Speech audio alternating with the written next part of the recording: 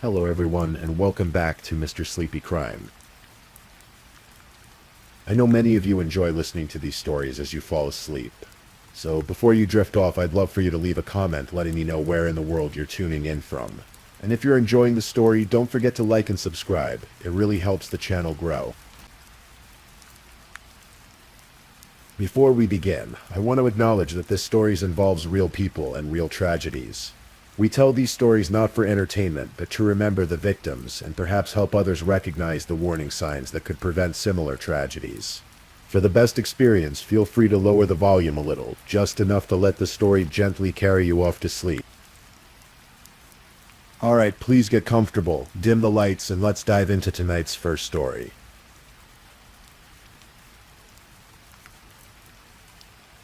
Tonight we're going to explore a story that unfolded slowly over 4 years.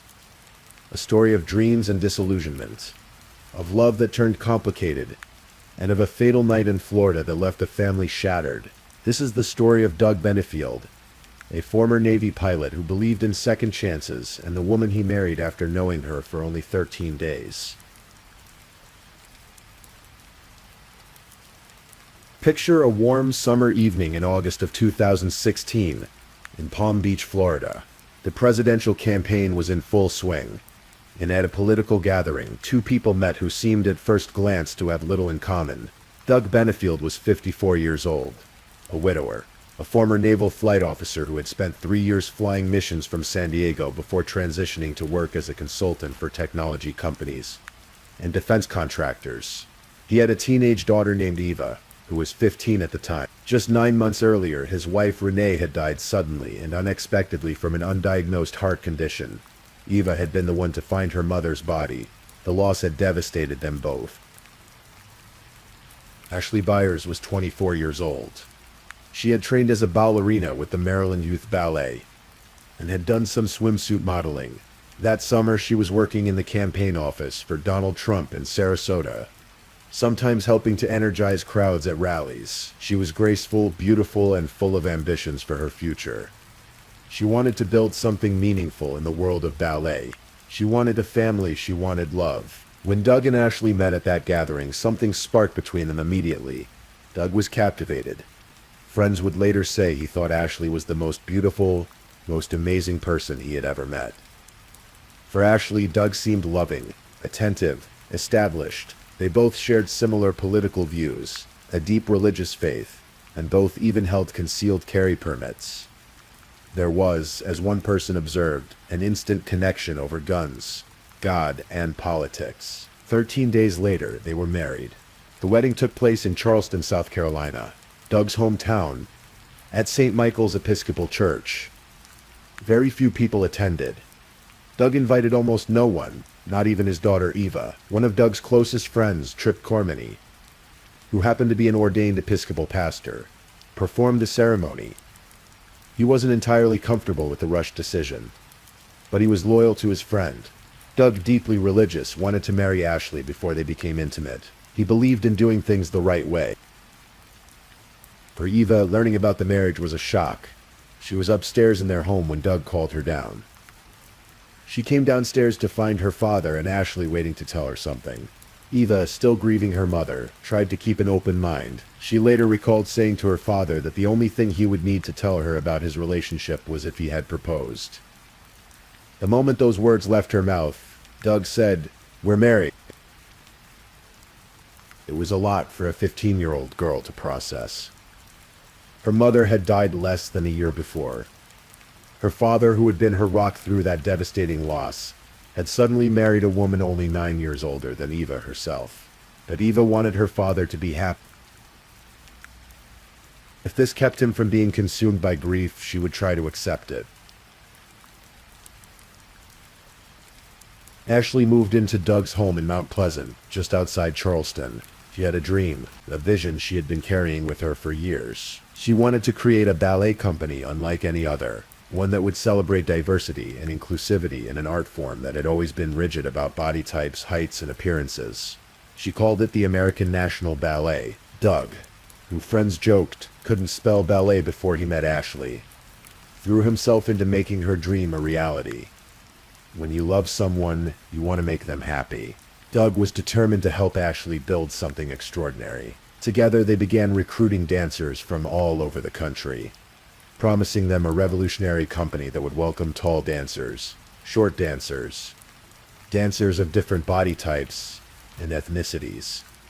It would be a home for those who had been told they didn't fit the traditional mold. But life at home was becoming complicated. Ashley tried to develop a motherly relationship with Eva, but Eva wasn't ready for that. She was still grieving her own mother, and the last thing she wanted was someone trying to replace her. Ashley meant well, perhaps, but the dynamic was awkward and painful. Eva felt like Ashley was taking away her best friend, her father, the one person who had promised her that everything would eventually be okay. The tension in the household grew, and then one day something happened that would foreshadow the darkness to come. During an argument about Eva, Doug lost his temper.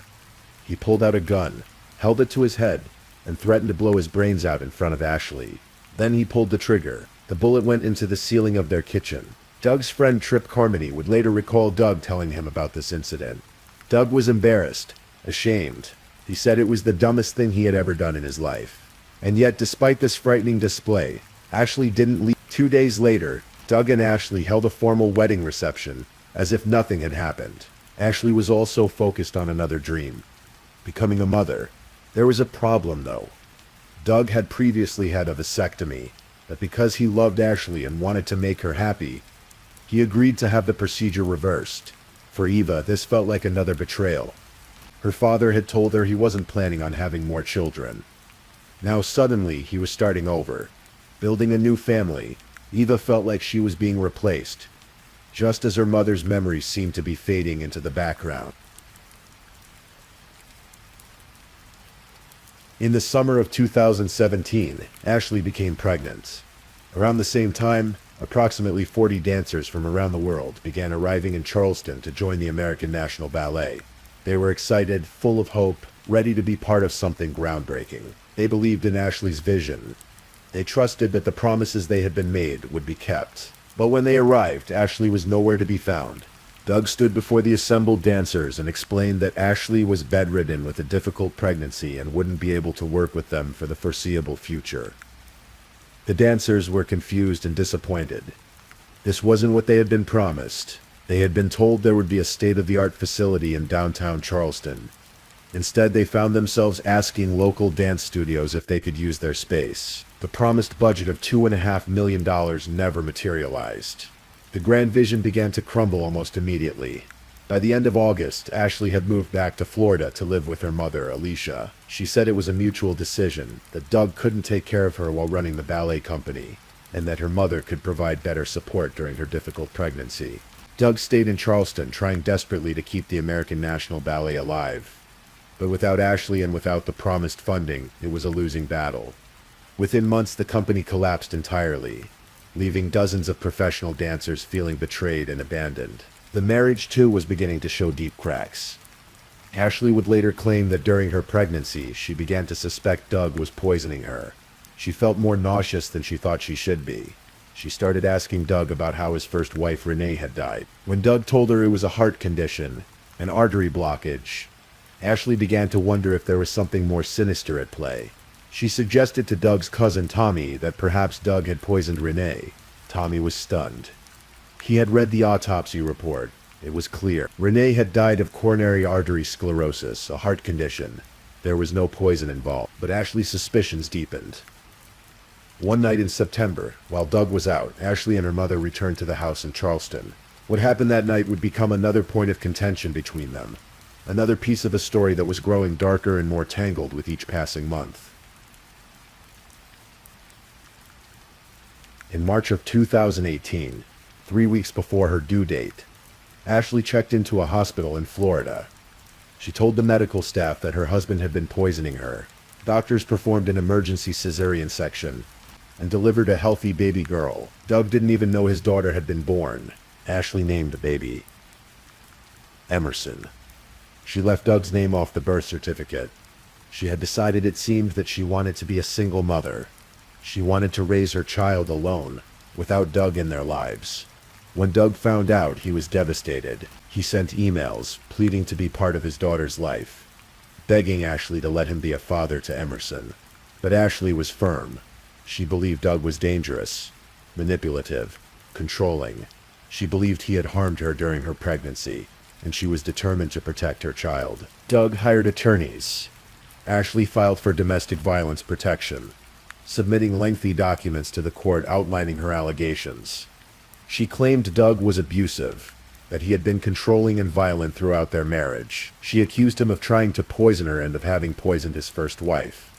She sought a restraining order that would prevent Doug from having any contact with Emerson. But when the case went before a judge, the judge was not convinced. The judge found that there was not a single scintilla of credible evidence to support Ashley's claims of poisoning. The domestic violence injunction was denied. The judge questioned Ashley's credibility. Despite the court's ruling, Ashley continued to fight. Over the following months and years, Doug and Ashley would be in and out of family court, battling over custody. They obtained a mutual restraining order in South Carolina, one that prevented them from contacting each other. Doug eventually filed for divorce. He also filed allegations of parental alienation, claiming Ashley was deliberately trying to keep him away from his daughter. The custody arrangement that eventually emerged was complicated. Doug and Ashley would share custody of Emerson when she was 6 months old. Though Ashley continued to accuse Doug of abuse, she later claimed that Emerson began coming home with injuries after spending time with Doug. She accused him of physically and sexually abusing their daughter. Child Protective Services investigated. Doug was evaluated by a psychologist. In the end, he was cleared of all allegations. No evidence was found to support Ashley's claims. And yet, the battle continued. Doug told friends and family that he believed Ashley might be mentally unstable. Ashley told her therapist and her mother that she was living in constant fear of Doug, that he was dangerous, that she had tried to get help from authorities but no one would believe her. By 2019, something unexpected happened. Doug and Ashley began to reconcile. After all the court battles, all the accusations, all the pain, they started spending time together again. They went to therapy together. They saw a psychologist as part of their custody proceedings. To outsiders, it seemed like they were trying to work things out, to rebuild their family for the sake of their daughter. You even noticed her father seemed happier. Doug told her that his relationship with Ashley was going well, that he was excited for a fresh start. Friends held their breath, hoping that maybe somehow this reunion would work. But they also worried. Trip Cormany, Doug's close friend, knew better than to try to talk Doug out of it. He could see that Doug was committed to making this work, no matter what it took. He would later say that Doug was going to do this if it killed him. In August of 2019, Doug noticed something. When Ashley came to drop off Emerson, she was wearing what appeared to be an engagement ring. Doug's suspicions were aroused. He hired a private investigator who discovered that Ashley was seeing someone else. Doug felt betrayed all over again. He filed for divorce once more. Ashley, in turn, filed new allegations. She claimed Doug had physically and sexually abused Emerson. Doug vehemently denied the accusations. Child Protective Services investigated again and found no evidence. Eva, Doug's older daughter, was interviewed. The investigation concluded that the allegations were unfounded. And then in the summer of 2020, another twist. Despite the divorce filing, despite the ongoing custody battle, despite everything, Ashley and Doug decided to try again. They made plans to move together to Maryland, where Ashley had grown up. They would live separately, in different homes, but they would both be there for Emerson. It was a plan that seemed to some optimistic. To others it seemed impossible.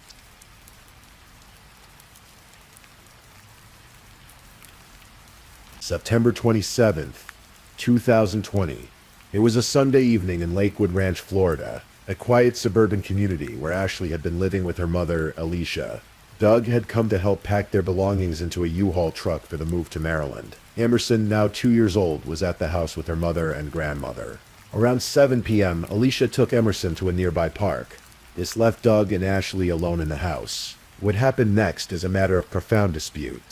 There were no witnesses. There was no video footage. There were only 2 people in that house, and only one of them would survive to tell the story. According to Ashley, an argument erupted between her and Doug. She would later testify in court that Doug became angry, that he struck her in the face, that he blocked her from leaving the room. She said she was terrified. that she grabbed her .45 caliber handgun, that she begged Doug to stop, to leave her alone. She claimed that Doug lunged at her, and in that moment, fearing for her life, she fired 2 shots. One hit Doug in the leg. The second, the fatal shot, entered the right side of his chest. The bullet traveled through his chest wall, hitting his right lung and causing catastrophic internal damage. Ashley ran, still holding the gun. She went to a neighbor's house. She told the neighbor that Doug had attacked her and that she had shot him in self-defense. The neighbor immediately called 911. When police and paramedics arrived, they found Doug still alive, but gravely injured. He was unable to speak. He was rushed to a nearby hospital, but the damage was too severe. Approximately 1 hour after being shot, Doug Benefield was pronounced dead. He was 58 years old.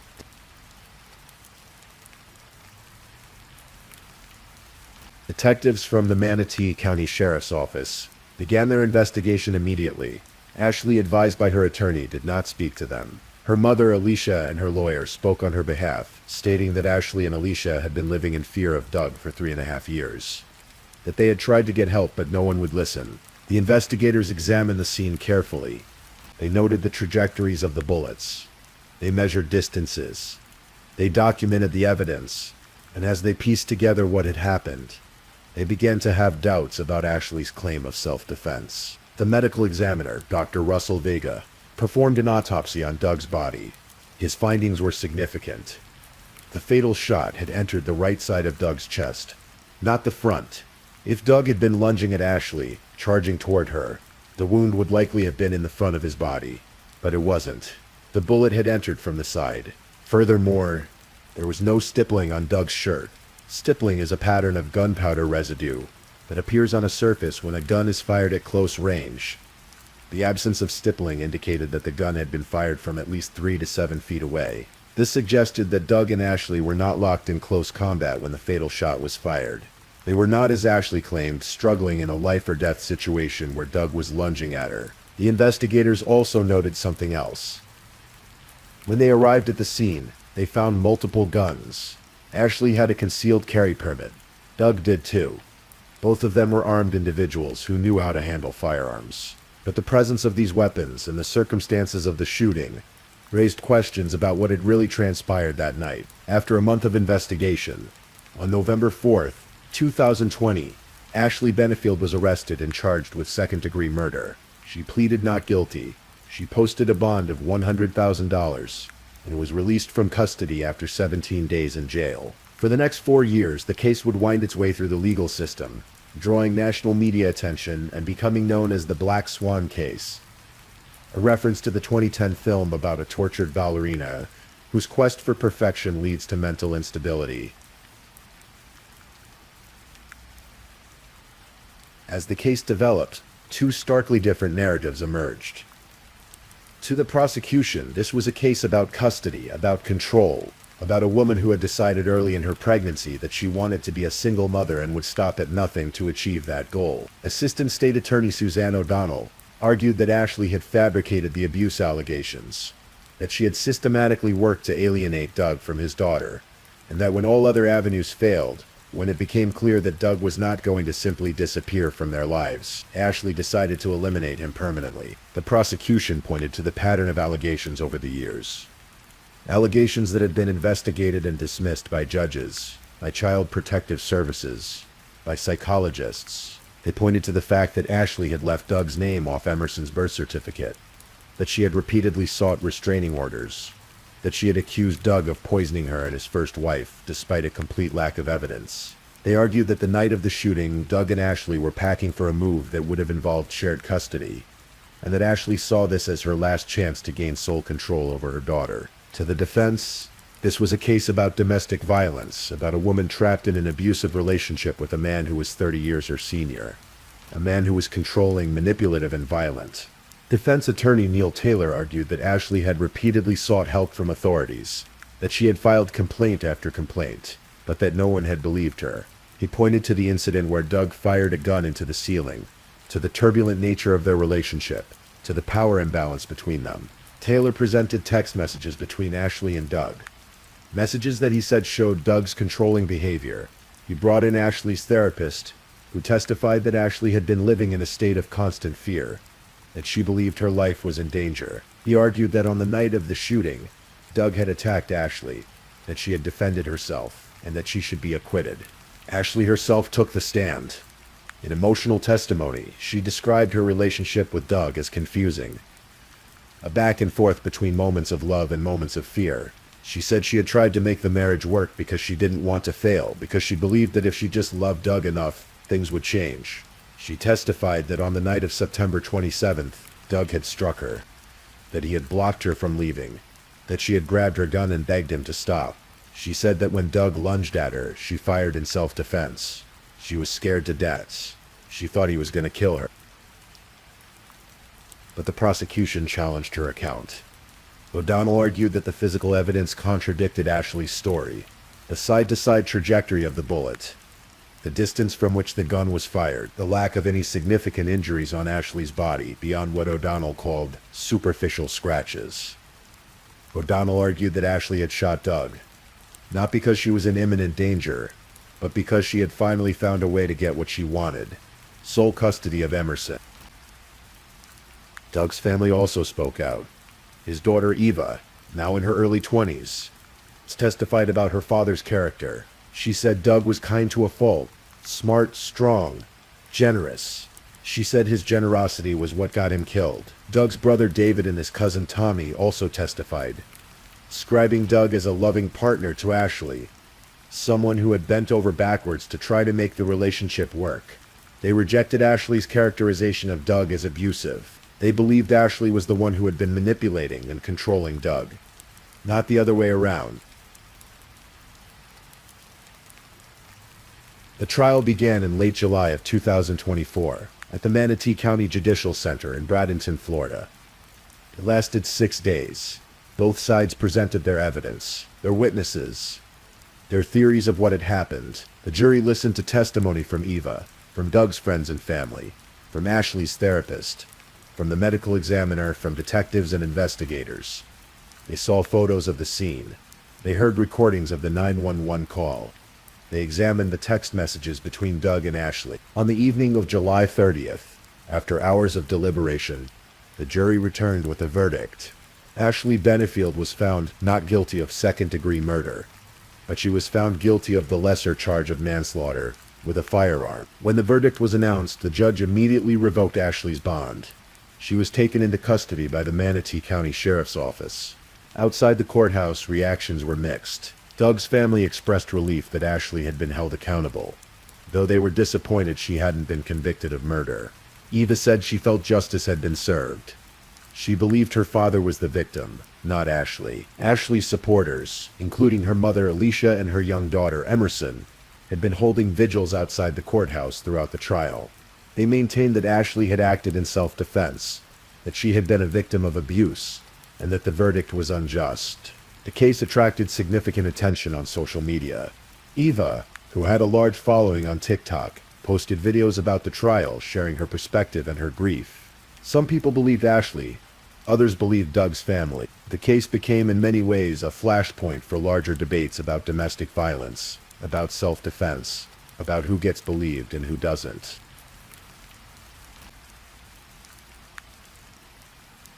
In December of 2024, Ashley returned to court for her sentencing hearing. She faced up to 30 years in prison for the manslaughter conviction. Both sides presented arguments about what an appropriate sentence would be. The defense asked for a downward departure from the minimum sentence. Ashley's attorney argued that she had acted under extreme duress, that she had shown remorse, that she had been diagnosed with post-traumatic stress disorder, and that Doug had been the initiator and aggressor. The defense argued that Ashley's mental state and the circumstances of the relationship should be taken into account. The prosecution pushed for the maximum sentence. They argued that Ashley had not shown true remorse, that she had consistently portrayed herself as the victim when the evidence suggested otherwise, and that her actions had devastated Doug's family and left a young child without her father. Doug's family spoke. Eva addressed Ashley directly, asking the question that had haunted her for 4 years. Why? Doug's brother David said he forgave Ashley, but that she had caused him the greatest loss he had ever experienced. Tommy spoke about the pain the family had endured, about the daughter Doug would never see grow up. Judge Matthew White considered all the arguments. He acknowledged that both sides were viewing the case through very different lenses. He found that some but not all of the defense's arguments for a reduced sentence had been proven. He noted the complexity of the case, the conflicting accounts, the difficulty of determining the truth when there were no witnesses to the fatal encounter. In the end, Judge White sentenced Ashley Benefield to 20 years in prison, followed by 10 years of probation. Ashley has 30 days to appeal the sentence. As of now, she remains in custody, serving her time for the death of Doug Benefield. The story of Doug and Ashley Benefield raises profound questions that have no easy answers. Was this a case of domestic violence, where a woman finally fought back against an abuser who had tormented her for years? Or was it a case of manipulation and murder, where a woman systematically worked to eliminate the father of her child? The truth, perhaps, lies somewhere in the complexity of their relationship. Relationships are rarely simple. People are capable of both love and harm. Doug Benefield was, by many accounts, a devoted father, a generous friend, a man who believed in second chances, and in the power of love to redeem difficult situations. He was also someone who, in a moment of anger, fired a gun into his own ceiling. He was someone whose friends worried about his judgment, about his refusal to walk away from a relationship that seemed to bring him nothing but pain. Ashley Benefield was a talented young woman, with dreams of building something meaningful in the world of ballet and in her rehearsal life. She was also someone whose allegations of abuse were repeatedly investigated and found to lack credible evidence. She was someone who, whether out of genuine fear or calculated manipulation, worked tirelessly to keep Doug away from his daughter. What happened on the night of September 27th, 2020, only two people know for certain, and one of them is no longer here to tell his side. The jury believed that Ashley's actions constituted manslaughter, not murder, suggesting they found her account at least partially credible, or that they had reasonable doubt about her intent. But they also found her guilty, indicating they did not fully believe her claim of self-defense. Eva Benefield is left to navigate life without her father, the man who had been her rock after her mother's death. Emerson is growing up without her father, too young to remember him, shaped by the conflicting narratives that surround his death. Alicia Byers has watched her daughter go to prison. Doug's family continues to grieve. The American National Ballet, that dream of an inclusive, revolutionary dance company, collapsed within months of its founding, leaving behind only disappointment and broken promises. Doug's hopes for a second marriage, for a new family, for happiness after the loss of his first wife, ended in tragedy. And so we close this story, not with neat resolution, but with the messy reality of human lives entangled in ways that led to an irreversible moment. A moment where, in a quiet house in Florida, two people faced each other, and one made a decision that ended a life and changed so many others forever. If this is your first time listening to one of our true crime stories, welcome to Mr. Sleepy Crime, where we explore these cases in a calm and respectful way. I also want to take a moment to appreciate my amazing subscribers who've been rocking with me. Thank you so much for your continued support. If you're still awake and listening, don't forget to drop a comment. Let me know where you're tuning in from and the current time in your corner of the world. Or just say something to let me know you're still here. And if you haven't already, be sure to like this video and subscribe so you don't miss our next true crime stories for sleep. Now let's move on to our second story.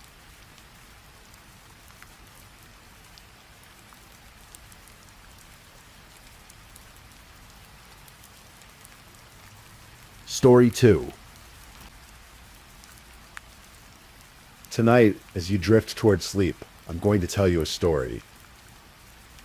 One that happened not so long ago in a quiet corner of Ohio. It's a story about a young woman named Shannon, about the darkness that can hide behind familiar faces, and about a sister's unrelenting search for truth. This is a story that needs to be told, not with sensationalism, but with the quiet respect it deserves. In the autumn of 2016, Youngstown, Ohio was the kind of place where everyone seemed to know everyone else's business. It wasn't a large city, but it carried the weight of industrial decline and the struggles that came with it. The streets had seen better days, and by 2006, Youngstown had earned the unfortunate distinction of being ranked the 9th most dangerous city in America. But none of that mattered much to Shannon Elizabeth Graves. Shannon was born on November 4th, 1988, to Christine Graves and Ronnie DePaul. From the beginning, Shannon's life was marked by complexity. Her parents weren't together, and she grew up navigating the delicate balance of a blended family. She had a half-sister named Debbie, who was considerably older, and a younger brother named AJ, whom she adored with a fierce protectiveness that only siblings truly understand. Shannon was small in stature, barely reaching 5 feet tall, and weighing just under 100 pounds. But what she lacked in physical size, she made up for in personality. Her friends knew her by the nickname Star, and it suited her. She had long dark hair that cascaded past her shoulders, warm brown eyes that seemed to take in everything around her, and a smile that could light up even the darkest Ohio winter day. Those who knew Shannon described her as someone with a heart of gold. She was the kind of person who would drop everything to help a friend in need. She never went anywhere without her cell phone, always making sure she was reachable, always there when someone needed her. She loved animals, particularly her pit bull pup, Molly, who became her constant companion and confidant. In 2016, Shannon achieved something she was particularly proud of. She completed her training at Raphael's School of Beauty in Boardman and earned her cosmetology license. It represented a new beginning, a chance to build something stable in an often unstable life. Shannon was excited about starting a career in the beauty industry, about having something that was truly hers. But Shannon's life wasn't without its shadows. Like many young people in Youngstown, she found herself drawn to what some might call a rough crowd. She hung out with people who lived on society's edges, people who dealt in substances that existed outside the law, people whose lives were complicated and sometimes dangerous. Her half-sister Debbie, who had practically raised Shannon like a daughter, watched with concern as Shannon made choices that worried her.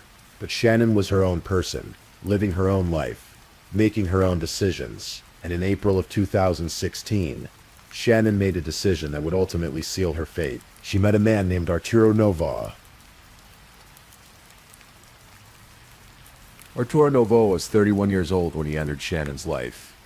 He was a small-time drug dealer, the kind of person who operated in the shadows of Youngstown's struggling neighborhoods, selling marijuana and other substances to make ends meet. He went by various names, sometimes calling himself Anthony Gonzalez, a detail that should have been a red flag from the start. But Shannon saw something in him.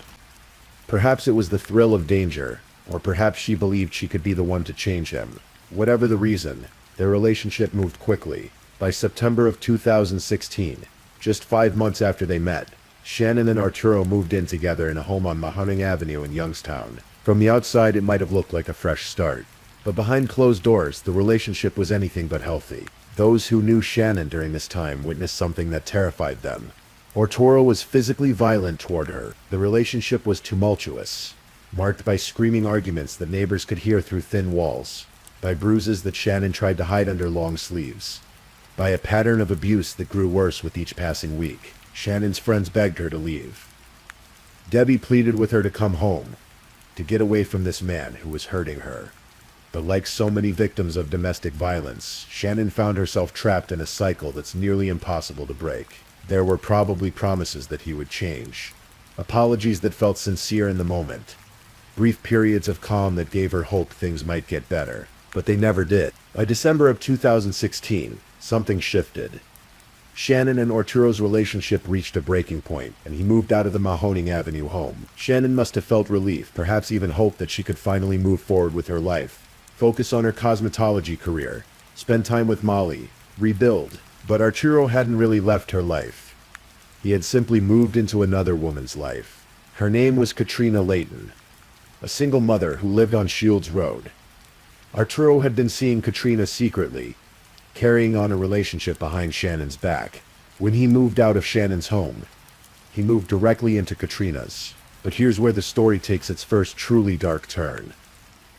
After just 1 week with Katrina, Arturo moved back to Shannon's house on Mahoning Avenue. Why did Shannon take him back? We may never fully understand. Perhaps she loved him. Perhaps she was afraid of him. Perhaps she believed his promises that things would be different this time. Whatever the reason, Arturo Novoa was back in Shannon Graves' life, and he was still seeing Katrina Layton.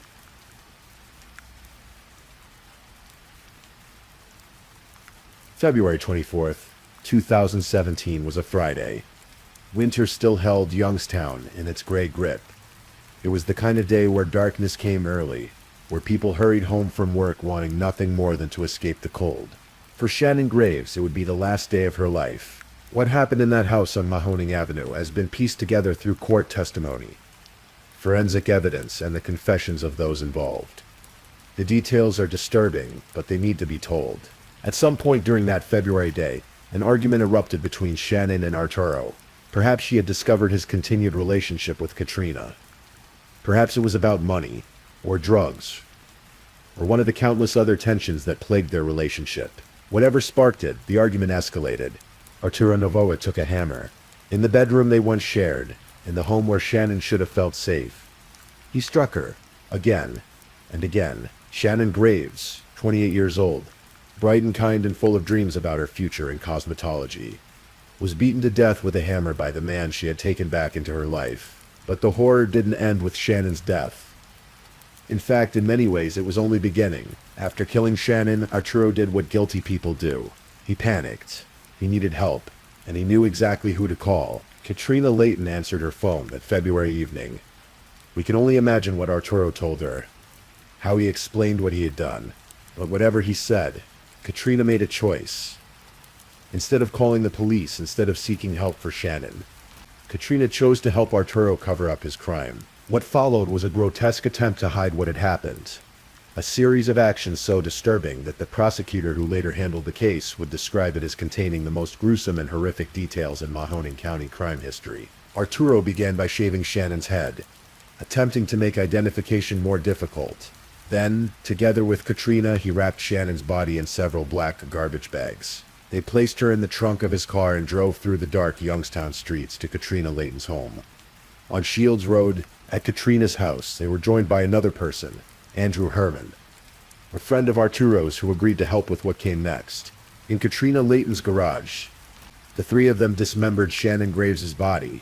They cut off her arms. They cut off her legs. They removed her head. They placed the body parts in storage containers, transforming a young woman who had once dreamed of doing hair and makeup into unrecognizable pieces. But they weren't finished.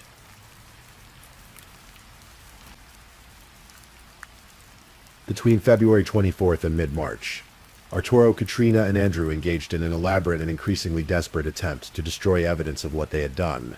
Arturo had a friend who lived on Sherwood Avenue. On March 1st, just days after Shannon's murder, Arturo asked this friend if he could have a bonfire at his house. The friend, having no idea what Arturo was really planning, agreed. That evening, Arturo and Katrina brought bags and totes to the Sherwood Avenue address. In a growing fire, they burned Shannon's belongings. Her clothes, her papers, her identification, her long dark hair that Arturo had shaved from her head, a bracelet that said Shannon on it. The fire grew so large that neighbors became concerned. At one point it was big enough that the fire department was called to investigate. Imagine firefighters arriving to put out what they thought was an out-of-control bonfire, having no idea they were actually looking at evidence of murder being destroyed in flames. The next day, the residents of the Sherwood Avenue house walked out to where the fire had been. They'd seen Arturo and Katrina pulling items from bags and totes and throwing them into the flames, and something about it had seemed strange. When they looked through the ashes, they found that bracelet, the one that said Shannon on it. Concerned, they scooped up the ashes from the fire pit and placed them in a laundry basket. They didn't know it yet, but they had just preserved crucial evidence. Meanwhile, back at the homes, Arturo and Katrina were dealing with Shannon's remains. On March 11th, they placed an order at Walmart for 12 gallons of sulfuric acid. But they were paranoid about being identified, so they placed the order under the name Chicken Man instead of using real names. When they went to pick up the acid, the Walmart employee refused to hand it over without seeing identification. It was store policy, so Katrina Layton showed her ID and used her own credit card to purchase 12 gallons of sulfuric acid. Think about that for a moment. A Walmart employee, probably working a minimum wage job, probably thinking about what to make for dinner that night, had no idea she was selling acid that would be used to dissolve parts of a murdered woman's body. Arturo and Katrina took the acid back to the Mahoning Avenue address. They poured it into the storage container holding Shannon's torso and head. The acid worked. After a fashion, it dissolved most of Shannon's torso and head. But not completely. Portions of her skull remained, along with some teeth. These remains, along with Shannon's arms and legs, were placed in a freezer in Shannon's own home. The same home where she had lived, where she had cared for Molly, where she had probably looked forward to starting her new career. And then something even more disturbing happened. Katrina Layton moved into Shannon's apartment. She slept in Shannon's bed. She used Shannon's phone. She spent money on Shannon's credit cards. She cared for Shannon's beloved dog, Molly. For the next several months, Katrina Layton essentially assumed Shannon Graves' identity, living her life as if Shannon had simply ceased to exist. Because in a way, that's exactly what Arturo and Katrina wanted everyone to believe.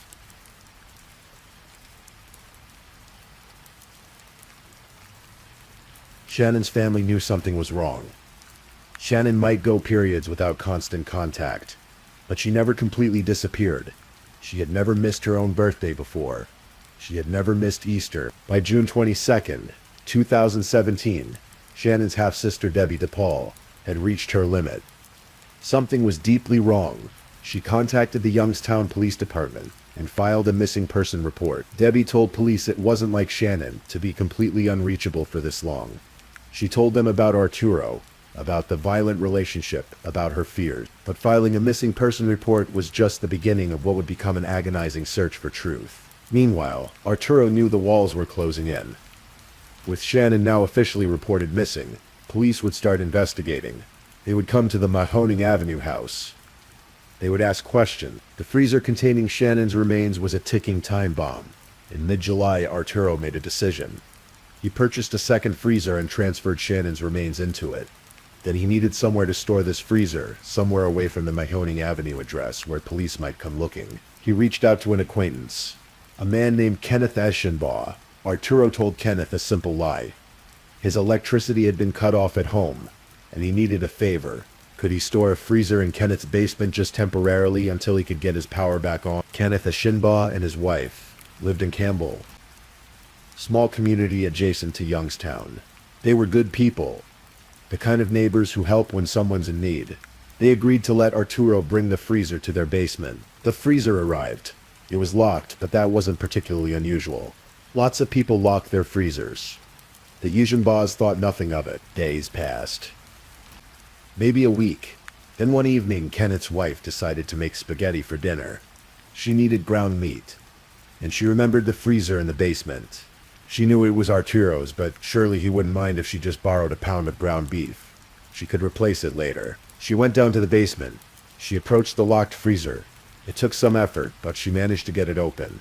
What she found inside wasn't ground beef. Wrapped in black garbage bags, frozen solid in the Campbell basement, were the dismembered remains of Shannon Elizabeth Graves.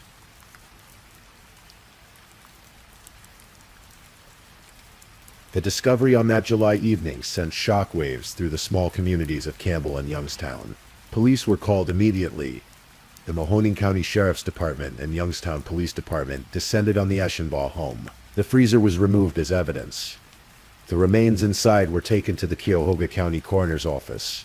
Identification would require forensic analysis, dental records, and DNA testing. Within days, investigators confirmed what Shannon's family had feared but hoped against. The remains were those of Shannon Graves. Her fingerprints, taken from the portions of her hands that remained, matched her records. DNA confirmed her identity on July 29, 2017. Shannon was officially pronounced dead, even though she had actually died on February 24th, 5 months earlier. Arturo Novoa and Katrina Layton were arrested quickly. Both were charged with aggravated murder, tampering with evidence, and abuse of a corpse. Bond was set at $1 million for each of them. Andrew Herman, who had helped dismember Shannon's body, was also arrested and charged. His girlfriend, Michelle Eilenfeld, was later arrested for lying to the grand jury and attempting to intimidate a witness who was cooperating with police. But the investigation was far from straightforward. Initially, Katrina Layton struck a deal.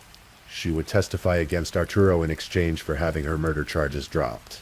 She pleaded guilty to lesser charges, abuse of a corpse and obstruction of justice. Shannon's family was outraged. Debbie DePaul and her father Ronnie felt betrayed by the justice system.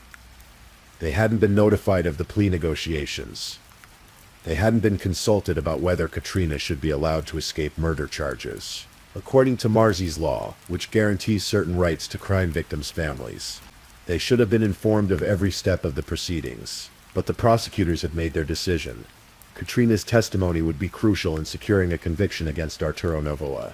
Except Katrina didn't hold up her end of the bargain. When prosecutors prepared for trial, they discovered that Katrina had lied to investigators. Her testimony was unreliable. The plea agreement had been based on false statements. Prosecutors filed a motion to vacate Katrina's plea and sentencing agreement. Instead of walking away with reduced charges, Katrina would face serious consequences after all.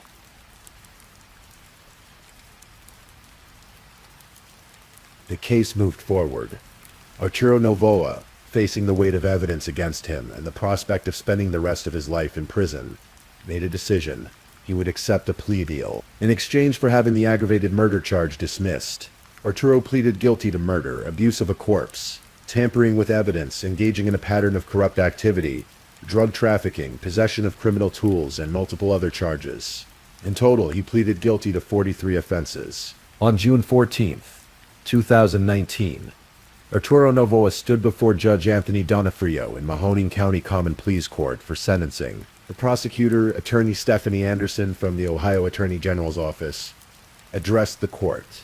She described the case as containing the most gruesome and horrific details in Mahoning County's history, possibly in all of Ohio's history.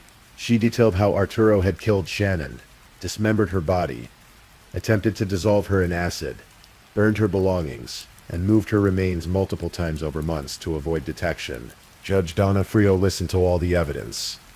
Then he looked at Arturo Novoa and spoke words that captured the horror of what had been done.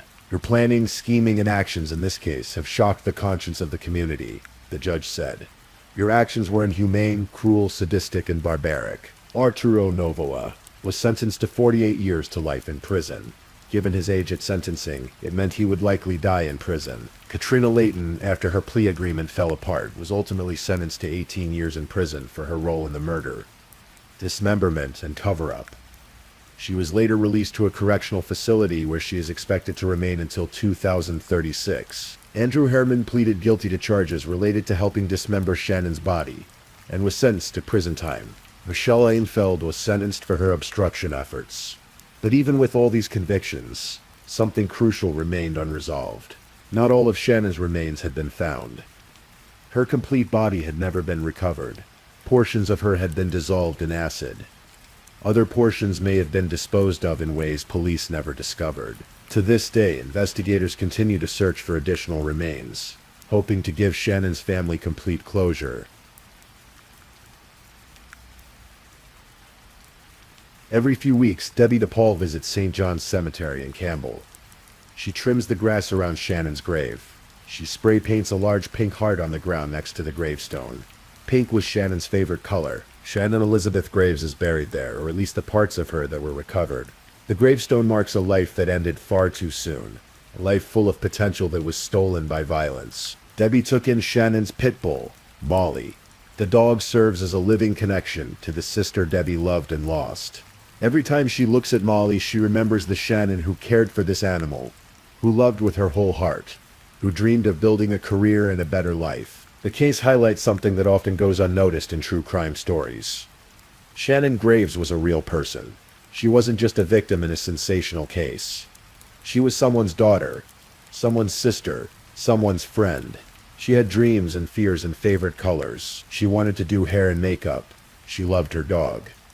She was trying to navigate a complicated life in a complicated world, and she found herself in a relationship with a violent man, a situation that escalates to lethality far more often than most people realize. Domestic violence claims lives with devastating regularity. The statistics are chilling. 1 in 4 women will experience severe physical violence from an intimate partner in their lifetime. Shannon's story is a reminder that abuse doesn't always look the way we expect. The victims don't always leave. The perpetrators don't always seem dangerous to outsiders, and the consequences can be fatal. October is Domestic Violence Awareness Month. If you or someone you know is in a potentially dangerous relationship, help is available. The National Domestic Violence Hotline can be reached at 1-800-799-7233. In the Youngstown area, organizations like Sojourner House provide shelter and support. These resources exist because of cases like Shannon's. Because people like Debbie DePaul refuse to let their loved ones be forgotten. And so we come to the end of Shannon's story, or at least the end of what can be told. Her murder shocked a community. Her case worked its way through the criminal justice system. Her killers were convicted and sent to prison. But Shannon herself remains more than just a case file. She's a sister who is missed, a daughter who is mourned, a young woman whose life mattered, whose dreams mattered, whose favorite color was pink. As you drift off to sleep tonight, perhaps you'll think of Shannon. Perhaps you'll remember that behind every true crime story is a real person, someone who laughed and loved and hoped for better days. And in the morning, maybe take a moment to appreciate the people in your life, to recognize the signs if someone you know is in danger, to remember Shannon Graves and the countless others whose stories need to be told. If you're still awake and listening, check whether you've left your little goodnight comment. I always check your comments before I sleep too. And if you haven't already, don't forget to like this video and subscribe so you don't miss our next true crime stories for sleep. Meanwhile, let's move on to our third story.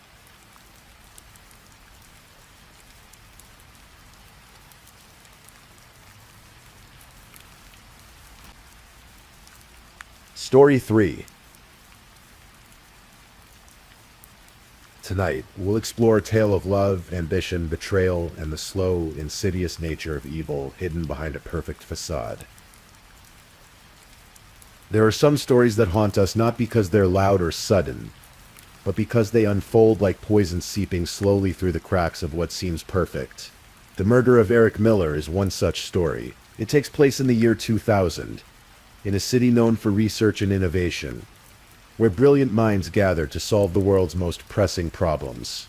This is a story about a young man who dedicated his life to finding cures for dying children, a story about a marriage that looked perfect from the outside, and a story about how sometimes the people we trust most are capable of unimaginable cruelty. So relax your shoulders and let me take you back to Raleigh, North Carolina, where autumn leaves were falling, and where life was quietly, methodically being stolen away. Eric Dwayne Miller was born on April 3, 1970 in Newcastle, Indiana. He grew up in Cambridge City, a small town where everyone knew everyone, and where a boy with a bright smile and an even brighter mind could make his mark early. From his earliest days, Eric stood out. In high school, he served as class vice president for 4 consecutive years. He played tennis with dedication and precision. He was a member of the National Honor Society. Teachers would later remember him as unfailingly polite, endlessly curious, and possessed of a kindness that seemed almost old-fashioned in its sincerity. When it came time for college, Eric chose Purdue University. There, in the laboratories and lecture halls, he found his calling in biochemistry. The microscopic world of cells and molecules fascinated him. He was methodical, patient, and driven by a desire to make a real difference in the world. It was in a science class at Purdue that Eric met Ann Breyer. She was tall, blonde, intelligent, and ambitious. Friends and family would later describe the couple as looking like Ken and Barbie, the all-American dream. Eric's sister, Leanne, could tell immediately that this relationship was different from Eric's previous romances. There was something in the way he looked at Anne, something deeper. Anne's college roommate, Renee, remembered the Valentine's Day when Eric proposed. It was, she said, the happiest time of Anne's life. She was marrying the man of her dreams. On February 27, 1993, Eric and Anne were married. He was 22. She was 22. They had their whole lives ahead of them, or so it seemed. After graduating from Purdue in 1992 with his undergraduate degree, Eric continued his education. He was accepted into the doctoral program in biochemistry at North Carolina State University in Raleigh. The couple moved south, leaving behind the familiar landscapes of Indiana for the tree-lined streets of North Carolina's Research Triangle. Anne found work as a research scientist at GlaxoSmithKline, one of the world's largest pharmaceutical companies. She was surrounded by state-of-the-art laboratories, brilliant colleagues, and the promise of a lucrative career. Eric, meanwhile, pursued his doctorate with single-minded devotion. In December of 1998, at the age of 28, he earned his PhD in biochemistry. But instead of accepting the high-paying positions that pharmaceutical companies dangled before him, positions that would have brought six-figure salaries and comfortable suburban lives, Eric made a different choice. He accepted a postdoctoral fellowship at the Lineberger Comprehensive Cancer Center at the University of North Carolina at Chapel Hill. His focus was pediatric AIDS research. He was working to save the lives of children born with HIV, children who had no control over their diagnosis, children who deserved a fighting chance. It wasn't glamorous work, it wasn't lucrative, but it was meaningful, and for Eric Miller, that was worth more than money. The couple bought a house in Raleigh. Eric was over the moon when their daughter Claire was born.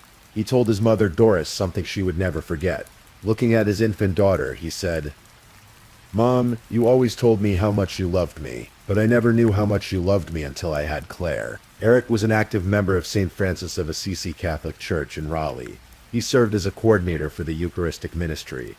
He and Anne even volunteered as marriage counselors at their church, helping other couples navigate the challenges of married life. To everyone who knew them, Eric and Anne Miller were living proof that hard work, faith, and love could build a beautiful life. They were the couple everyone admired, the couple everyone wanted to be, but behind closed doors, cracks were forming in the foundation. Cracks that no one could see. Cracks that would soon split wide open. Anne Miller had always wanted more, while Eric was content with his modest salary and his meaningful work. Anne craved a certain lifestyle. She wanted nice things, she wanted adventure, she wanted excitement. At GlaxoSmithKline, Anne worked alongside hundreds of scientists and researchers. Among them was a man named Darrell Willard. He was 37 years old, married to a woman named Yvette, and by all accounts he was good at his job. Respected, reliable, but Darrell Willard was going through what many would call a midlife crisis. As he approached 40, he found himself taking stock of his life, questioning his choices, wondering if this was all there was. He was vulnerable. And Anne Miller, it seems, recognized that vulnerability.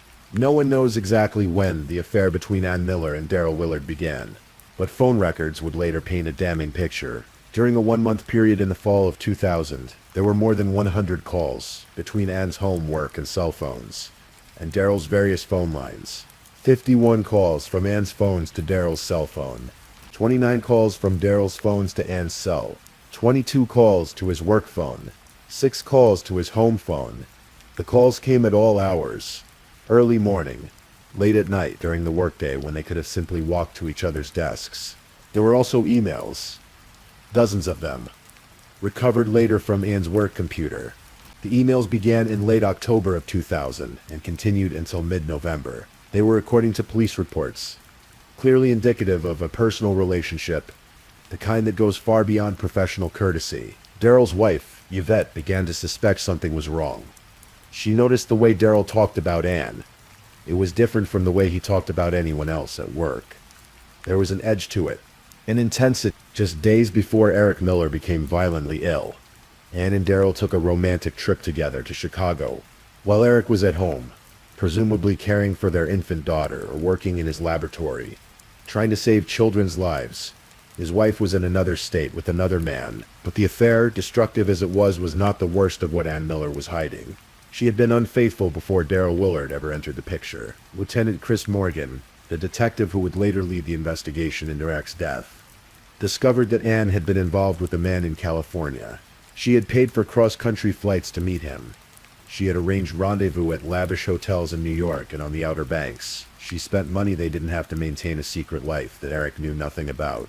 Anne Miller, it seemed, was living a double life. Triple if you counted the facade she maintained at church, where she and Eric counseled other couples on how to maintain healthy marriages. The question that would haunt investigators for years was simple but terrible. When did Anne Miller decide that an affair wasn't enough? When did she decide that the only way to have the life she wanted was to end the life of the man who loved her?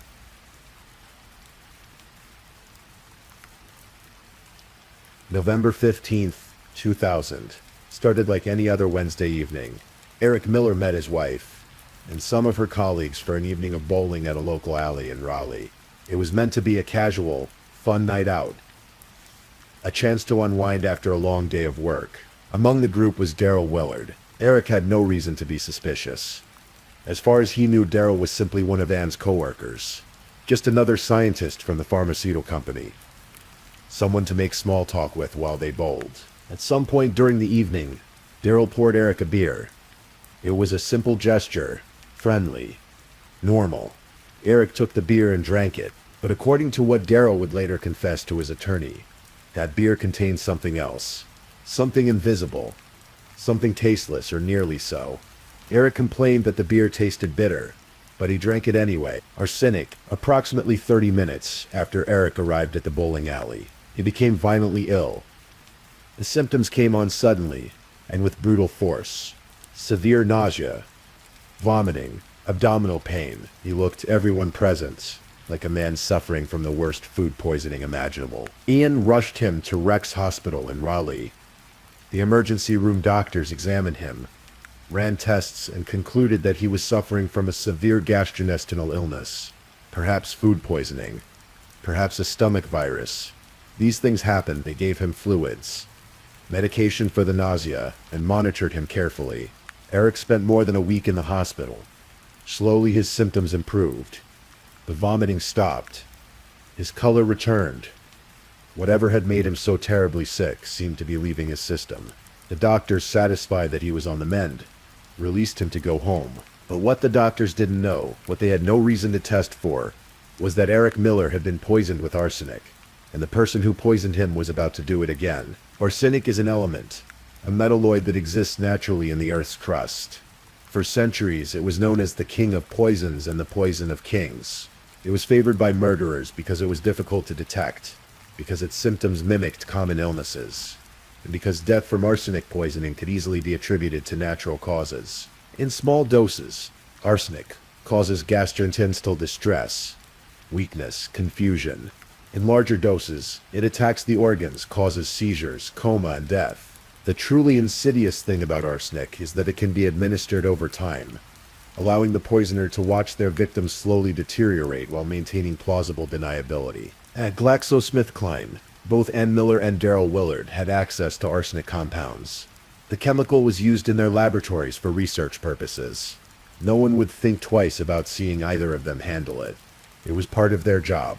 Eric returned home from the hospital, weak but grateful to be alive. He resumed his work at the cancer center. He held his daughter. He tried to rebuild his strength. He had no idea that the person sleeping beside him every night, the person he trusted more than anyone in the world, was planning his death. 6 days after he was released from the hospital, on November 30th, 2000, Eric was eating dinner at home with Ann when he became violently ill again. The symptoms were identical to before. Severe vomiting, abdominal pain, weakness so profound he could barely stand. Ann called an ambulance. Eric was rushed back to Rex Hospital, then transferred to UNC hospitals for more intensive care. This time, the doctors were baffled. Young, healthy men didn't just collapse like this twice in 2 weeks. Something was deeply wrong. Blood tests were ordered. Extensive blood tests. And then hours before Eric Miller died, doctors made a shocking discovery. Eric's blood contained high levels of arsenic. This wasn't food poisoning. This wasn't a virus. This was poison. But by the time the doctors discovered what was killing Eric Miller, it was too late to save him.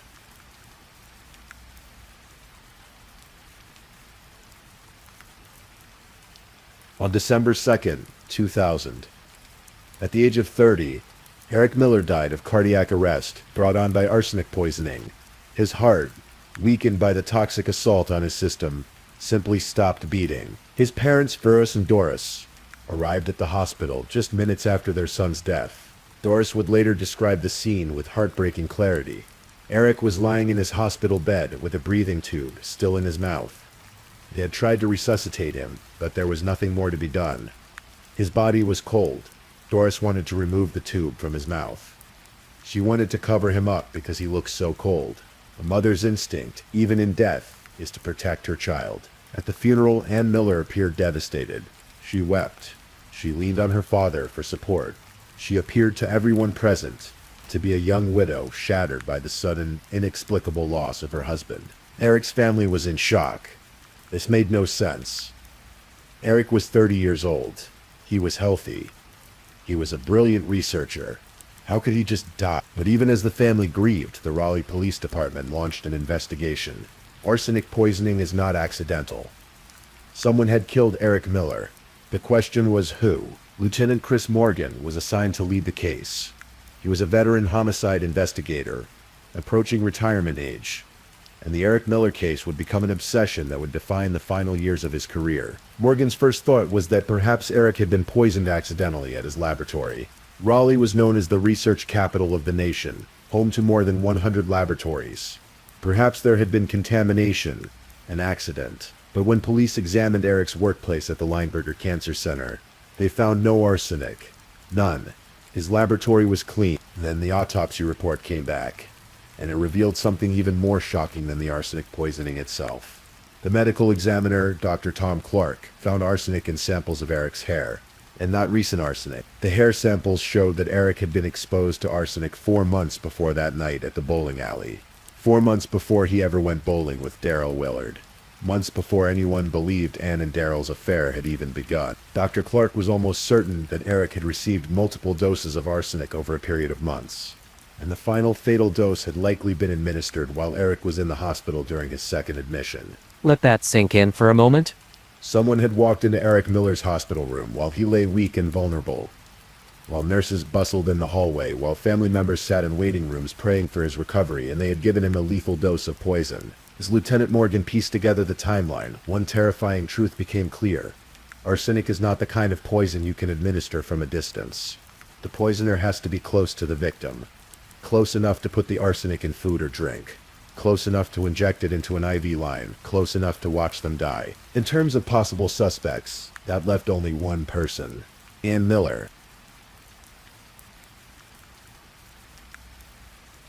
Detective Deborah Regenton was sent to search the Miller home.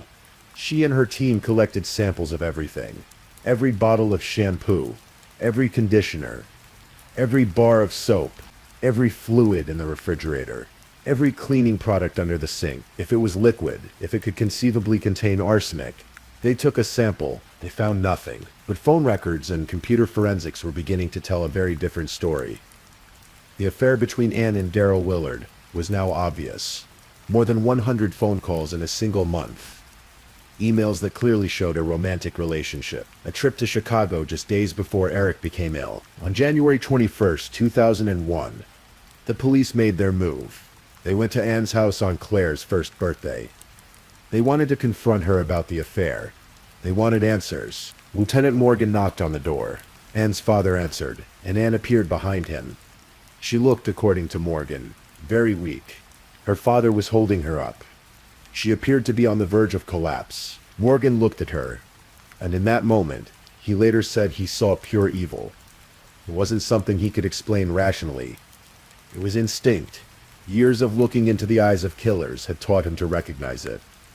And he recognized it in Ann Miller. But having a gut feeling and having evidence are two very different things. Morgan needed proof. He needed something concrete that would tie Ann to her husband's murder. The same day police confronted Ann, they also went to Daryl Willard's home to question him. Daryl had been avoiding police. He hadn't returned calls. He hadn't given an interview. When Morgan arrived at his house, Daryl came to the door, and Morgan saw a man experiencing what he could only describe as total defeat. Morgan said to Daryl, "I think you've been used by a woman." Daryl looked up with resignation on his face and replied, "Yeah, and she's done a very good job of it." Then Daryl said he couldn't talk anymore.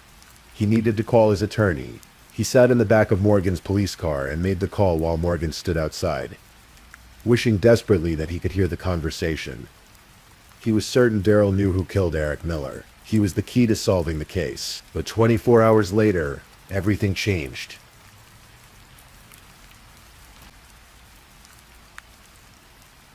On January 22nd, 2001, Yvette Willard returned home to find her husband's lifeless body in the garage. Daryl had taken his own life. Beside his body was a note. In it, he apologized to his family for leaving them, but he also denied involvement in Eric Miller's murder. He wrote, "I have been accused of an action for which I am not responsible. I have taken no one's life save my own." Yvette knew about the affair. She and Daryl had talked about it constantly. He had been upfront with her about his involvement with Anne, or so she believed. But Yvette insisted that Daryl was not a killer. He had told her directly that he did not kill Eric, that he did not know who killed Eric. The morning of his death, Daryl had been scheduled to meet with his attorney, Richard Gammon. The police had searched his home the day before, looking for arsenic, stories about his affair with Anne, about the romantic trip to Chicago, about his presence at the bowling alley the night Eric first became ill. All of it was about to hit the news. His reputation, which he had worked a lifetime to build, was going to be destroyed. For whatever reason, guilt, shame, fear, or a combination of all three, Daryl Willard chose to end his life rather than face what was coming. His death devastated his wife and left investigators in a terrible position. If Daryl had information about Anne's involvement in the murder, that information died with him, or did. Before Daryl killed himself, he had called his attorney, Richard Gammon, and according to attorney-client privilege, whatever Daryl told Gammon in that conversation was protected. Gammon could not reveal what his client had said without violating one of the most sacred principles of the legal profession. But Lieutenant Morgan believed that conversation held the key to everything. He believed Daryl had confessed to Gammon, had told him exactly what Anne had done, and Morgan was determined to find a way to access that information, even if it meant going all the way to the state's highest court. Eric's body had been cremated at Anne's insistence, despite his parents' wishes to bury him in Indiana. In retrospect, that decision seemed calculated. Cremation destroys evidence. It makes further forensic analysis impossible. Anne hired two of North Carolina's top criminal defense attorneys, and refused to speak with police or with Eric's family. The case went cold. Months passed, then years. The investigation into Eric Miller's death became something of a waiting game. Without Daryl Willard's testimony, without a confession from Anne, Lieutenant Morgan was stuck. He had phone records showing an affair. He had evidence of arsenic in Eric's system. He had a timeline that showed Eric had been poisoned over a period of months. But he didn't have the one thing he needed most: proof that Anne Miller had administered the poison. The North Carolina legal system became embroiled in a precedent-setting debate over attorney-client privilege. Could a dead man's attorney be forced to reveal what that man had told him in confidence? Under what circumstances, if any, did the public's interest in solving a murder outweigh an individual's right to confidential legal counsel? Yvette Willard, Daryl's widow, took an unusual position. She wanted attorney Richard Gammon to reveal what her husband had told him. She believed it was the only way Daryl could speak up on his own behalf. The only way to clear his name if he was innocent, or to reveal the truth if he wasn't. The case wound its way through the courts. Lower courts heard arguments. Appeals were filed. Legal scholars debated the implications. If attorney-client privilege could be breached in this case, what did that mean for the entire legal system? Meanwhile, Anne Miller moved on with her life in a way that seemed shocking to those who had known Eric. In November of 2003, just 3 years after Eric's death, Anne married Paul Martin Kantz, a Christian rock guitarist she had met in Wilmington, where she had moved with her daughter Claire. Anne Miller was now Anne Miller Kantz. She had a new life, a new husband, a new identity, and Lieutenant Chris Morgan, approaching retirement, seemed no closer to bringing her to justice than he had been the day Eric died. But Morgan never gave up. The case, he said, had gotten under his skin. It caused him sleepless nights. Other detectives might have moved on, might have accepted that some cases go unsolved, but not Chris Morgan. He was obsessed with getting justice for Eric Miller. And then in the spring of 2004, the North Carolina Supreme Court made a landmark ruling. In a decision that stunned legal experts across the state, the court ruled that attorney Richard Gammon must reveal what Daryl Willard had told him about Anne Miller's role in Eric Miller's murder. The court found that the need for justice in a murder case outweighed the usual protections of attorney-client privilege, especially when the client was deceased and could not assert the privilege himself. Gammon, who had fought against revealing the information, was now compelled by the highest court in the state to disclose what he knew, and what he revealed changed everything.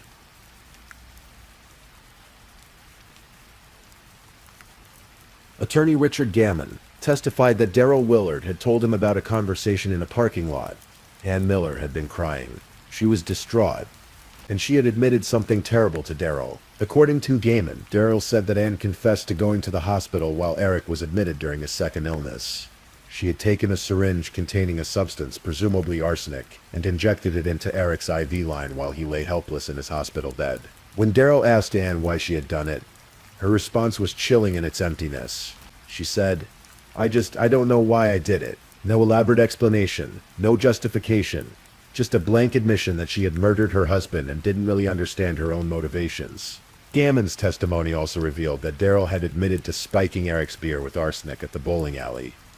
On November 15th, at Anne's urging, the plan had been for that dose to be fatal. But Eric survived, so Anne decided she would have to finish what she and Daryl had started. She would have to kill Eric herself, and she did. In his hospital room, while nurses walked the hallways, while Eric's parents waited for news, while doctors tried to save his life, Ann Miller walked in and poisoned her husband one final time. With this information, prosecutors finally had what they needed. In September of 2004, nearly 4 years after Eric Miller's death, Ann Miller Kantz was charged with first-degree murder. Ann Miller Kantz's trial was scheduled for early 2005, but as the prosecution prepared its case, as the evidence mounted, as the walls closed in, Ann's defense attorneys began negotiations for a plea deal. On November 8, 2005, Ann appeared in a Wake County courtroom wearing a cream turtleneck, a cropped black blazer, and a gray skirt. Her head was bowed. Tears streamed down her face through her attorney Joseph Cheshire. Ann Miller Kantz pleaded guilty to second-degree murder and conspiracy to commit first-degree murder. She acknowledged that she had conspired with Daryl Willard and that she had poisoned Eric at least twice before his death in December of 2000. Her attorney read a statement on her behalf, saying she felt a deep sense of remorse and regret for Eric Miller's death. Under the plea deal, Ann was sentenced to 2 consecutive terms totaling 25 to 31.5 years in prison. It was the maximum sentence allowed for someone with no prior criminal convictions. She would be at least 60 years old before she would be eligible for release. But Ann never spoke on her own behalf. She never looked at Eric's family members as they gave their victim impact statements. She kept her head down and cried quietly. Eric's family was finally able to address her directly, to say the things they had been holding inside for 5 long years. One of Eric's sisters asked, Ann, why don't you look at me?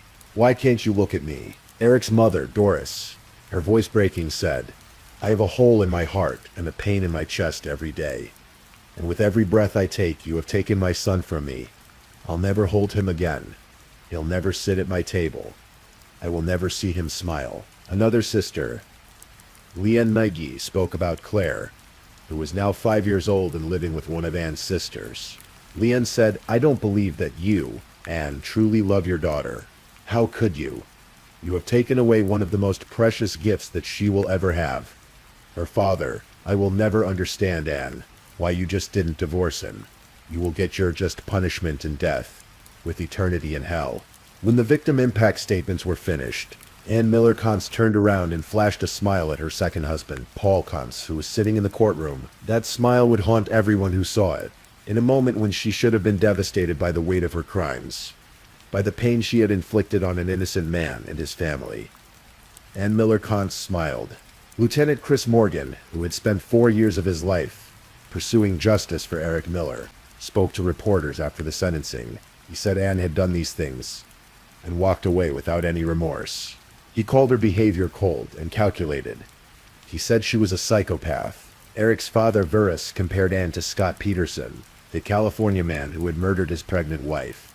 I feel like she's a narcissistic psychopath in the mold of Scott Peterson, Verus said. Ann Miller Kantz was taken to the North Carolina Correctional Institution for Women in Raleigh, where she would spend the next several decades of her life. Even with Ann's guilty plea, questions lingered. Questions that would never be fully answered. Why did Ann Miller decide to kill her husband rather than simply divorce him? North Carolina is a no-fault divorce state. She could have walked away.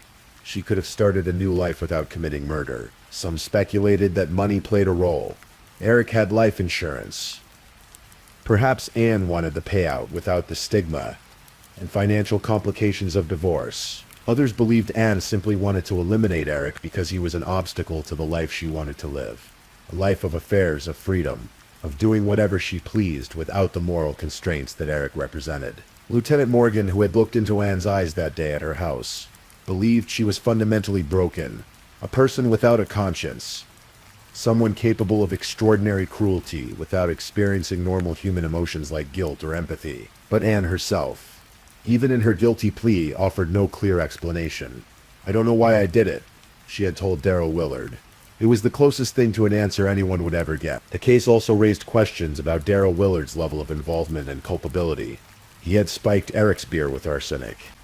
He had engaged in an affair with a married woman. He had been manipulated by Anne, according to his own admission. But did he know Anne would finish what they started? Did he know she would go to the hospital and inject poison into Eric's IV? Yvette Willard insisted until the end that her husband didn't kill anyone, that he was a good man who made terrible mistakes. That Ann Miller had used him, manipulated him, and ultimately driven him to suicide. The truth likely lies somewhere in the complex middle ground of human nature and moral culpability. And what of Claire Miller? The daughter who would grow up without her father. She was barely a year old when Eric died. She would have no memories of him, no memories of the man who held her with such love and wonder, no memories of the father who told his mother that having a daughter had taught him the depth of a parent's love. Claire's childhood would be marked by the knowledge that her mother had murdered her father, that Ann Miller had robbed her of the one person who would have loved her unconditionally, who would have supported her dreams, who would have been there for every milestone and every moment. It is a tragedy within a tragedy. The murder of Eric Miller stands as a reminder that evil does not always announce itself with fanfare. Sometimes it wears a friendly face. Sometimes it goes bowling with you. Sometimes it sleeps beside you at night and whispers that it loves you.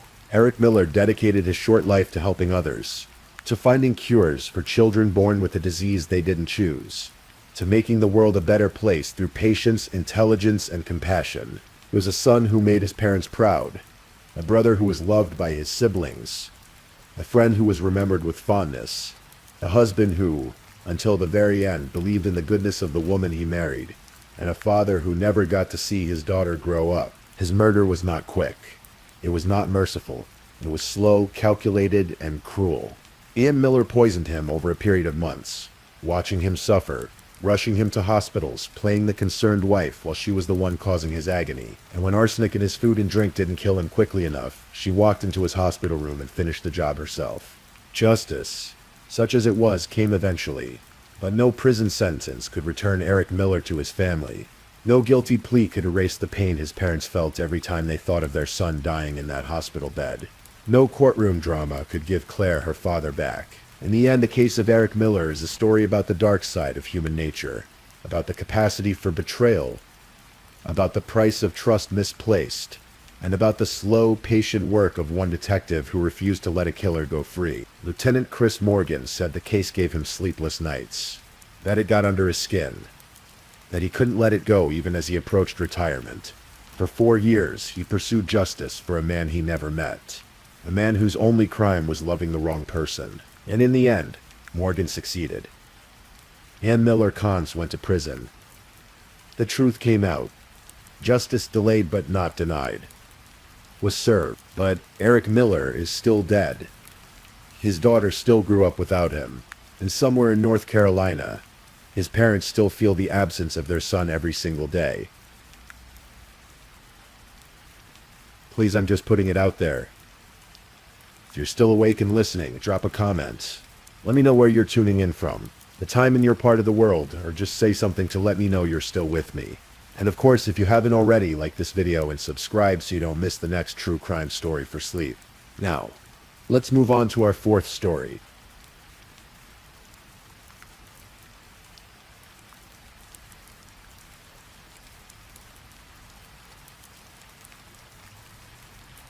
Story 4. In the summer of 2018, James and Michelle Butler made a decision that many people only dream about. They decided to rent out their home in Romney, New Hampshire, pack up their lives into a recreational vehicle, and travel across America. James was 48 years old. He had spent 21 years serving in the United States Navy as an air traffic controller aboard the USS Enterprise. one of the most famous aircraft carriers in American history. He had raised 2 children in Virginia, where the massive naval base at Norfolk had been his home port for years.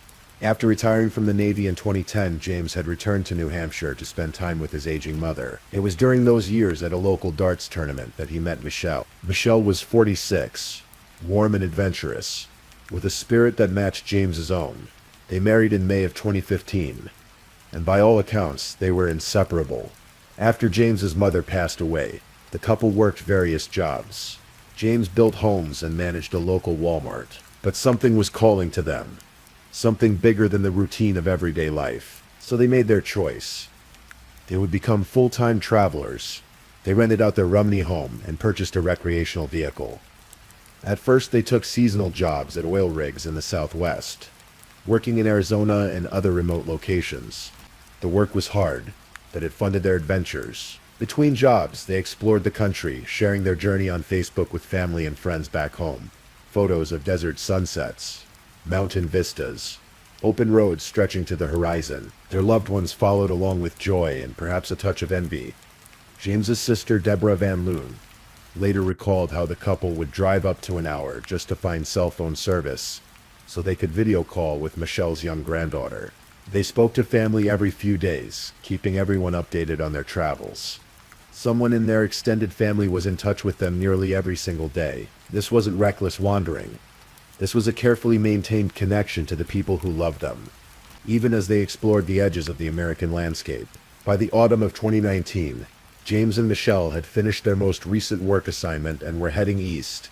Their next destination was Fort Lauderdale, Florida, where they had secured jobs selling Christmas trees for the holiday season. It was mid-October, and they were making their way along the Gulf Coast of Texas. On October 15th, 2019, Michelle posted on Facebook that they had arrived at Padre Island near Corpus Christi, Texas. It was a beautiful stretch of beach, miles of sand and seagrass, with the Gulf of Mexico stretching out in endless blue-green waters. They parked their truck and travel trailer in an area known locally as the Bowl, a popular camping spot for travelers and beach lovers. The air was warm. The sound of the waves was constant and soothing. The next day, October 16th, Michelle sent a text message to a friend. It was 1:13 in the afternoon Eastern Time. That was the last anyone would hear from them.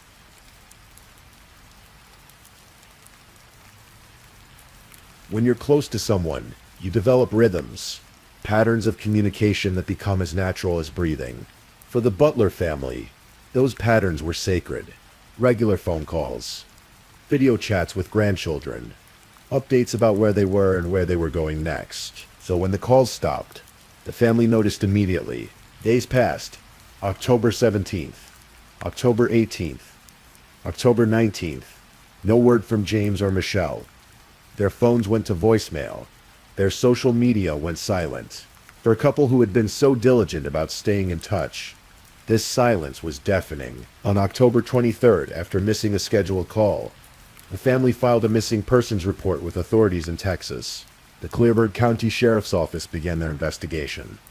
They knew James and Michelle had last been seen on Padre Island. Their truck, a 2018 silver Chevrolet 2500 pickup, and their white Cedar Creek travel trailer were also missing. Deputies began searching the area, checking with local businesses, reviewing surveillance footage. What they found was troubling. On October 21st, surveillance cameras at the United States-Mexico border had captured an image of the Butler's truck and trailer crossing into Mexico. But the man driving wasn't James Butler.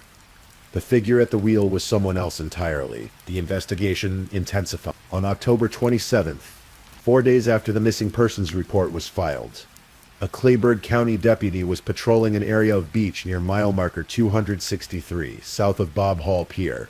The area is remote, covered in sand dunes and seagrass. Wildlife is common there: birds, coyotes, the occasional bobcat. The deputy was investigating a cell phone ping in the area, trying to get GPS coordinates, when he noticed something disturbing in the sand. Something that didn't belong. It appeared that animals had been digging in a particular spot, and they had uncovered something terrible. The deputy secured the scene.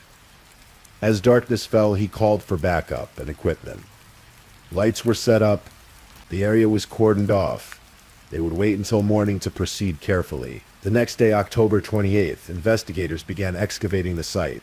They found Michelle Butler's body first, buried in a shallow grave in the sand. Her remains were badly decomposed from the heat and the wildlife activity. Beneath her body, they found James. The couple had been shot to death and buried together on the beach where they had camped. The Clayburgh County Sheriff's Office now had a double homicide on their hands. Lieutenant David Mendoza led the investigative team. The entire department's resources were committed to finding whoever had done this. Investigators worked meticulously. They processed the crime scene. They collected evidence. They reviewed surveillance footage from businesses and border crossings. They interviewed anyone who might have seen the Butlers or their vehicle in the days before they disappeared. And slowly a picture began to emerge. On October 13th, 6 days before the Butlers sent their last text message, a Texas park ranger had conducted a routine traffic stop on Padre Island. The vehicle was a gray Chevrolet pickup truck with Utah license plates. The driver was a man who wasn't wearing his seatbelt. The ranger gave him a warning citation and let him go. The driver's name was Adam Curtis Williams. Williams was 33 years old, originally from Logan, Utah. He had an extensive criminal history. In 2010, he had been arrested after a 3-month drug investigation that turned up 2 pounds of marijuana, over $3,200 in cash, 4 stolen firearms, more than 1,000 hydrocodone pills, and drug paraphernalia. He had served over 8 years in federal prison for weapons and drug distribution charges. He had been released in December of 2018, less than a year before the Butlers disappeared. But his troubles hadn't ended with his release. In April of 2019, Williams had been charged with multiple felonies in Utah, including sexual assault and aggravated assault. He was out on bond, awaiting trial. In June, he had been arrested for domestic violence. In July, he had been convicted of driving under the influence. Adam Williams was a man who should not have been free. On November 1st, the bodies found on Padre Island were positively identified as James and Michelle Butler. On November 4th, the park ranger who had stopped Williams on October 13th saw the surveillance photo of the man driving the Butler's truck across the border into Mexico. He recognized him immediately. It was the same man he had pulled over, Adam Curtis Williams. Investigators also learned that Williams had been traveling with a woman named Amanda Nover. She was 32 years old, also from the Logan, Utah area. She had her own criminal history, though less serious than Williams's: misdemeanor assault, public intoxication, disorderly conduct. She had a 3-year-old daughter who was with them. On November 5th, authorities released Williams's name and photo to the public, asking for tips about his whereabouts. The next day, November 6th, they got the break they needed. Williams and Nover had fled deep into Mexico. They had driven hundreds of miles south, all the way to the state of Jalisco, over 700 miles from the Texas border. They were attempting to sell the Butler's travel trailer to an RV park owner in the area, but the owner recognized Williams from the news coverage. He had seen the wanted posters. He had seen the surveillance photos. He called the authorities. U.S. Marshals stationed in Guadalajara moved quickly. They worked with Mexican law enforcement to locate and apprehend both Williams and Nover. The arrest was made without incident. Nover's 3-year-old daughter was with them and was safely taken into custody to be returned to family. Williams and Nover were extradited back to the United States. Williams was taken to Houston, then driven to the Clayburgh County Jail in Kingsville, Texas. Nover followed shortly after. On November 8th, both appeared separately in court. They were each charged with felony theft of the Butler's vehicle. Bond for each was set at $1 million. The murder charges would come later. Justice is not always swift. In fact, it rarely is. For more than a year, the Butler family waited while evidence was processed. Texas crime labs, already dealing with enormous backlogs, were further slowed by the COVID-19 pandemic. Staff were reduced. Testing procedures took longer. DNA analysis, ballistics reports, forensic evidence, all of it moved through the system at a pace that must have felt agonizing to those waiting for answers. District Attorney John T. Hubert told reporters in the summer of 2020 that the process simply wasn't as fast as anyone wanted it to be. But the investigation continued, slowly, methodically.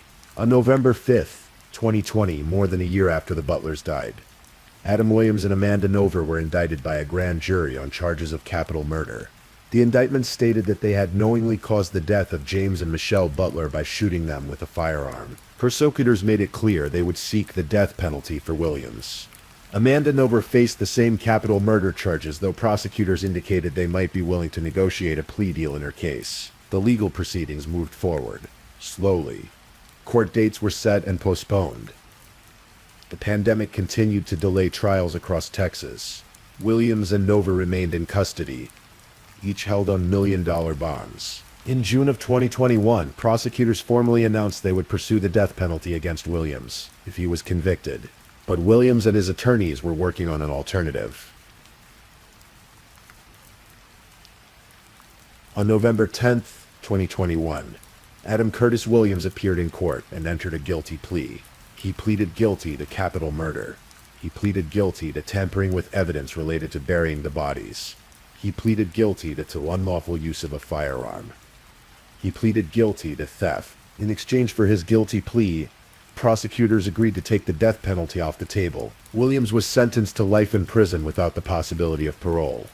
His sentences for the other charges, also life sentences for the first-degree felonies of theft and tampering with evidence, plus 20 years for the firearm charge, would run concurrently. He would never leave prison. 3 months later, on February 15, 2022, Amanda Nover appeared before Judge Jack Polcher via video conference from the Cleburne County Jail. She pleaded guilty to murder, a lesser charge than capital murder. She also pleaded guilty to tampering with evidence, being a felon in possession of a firearm, and theft. As part of her plea agreement, Nover was sentenced to 20 years in prison. She received 10 years for each of the other charges, but because the sentences would run concurrently, she would serve 20 years total.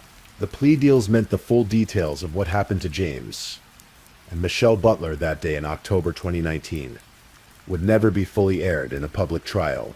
But prosecutors stated that Williams and Nover had shot the couple during what they described as a criminal transaction.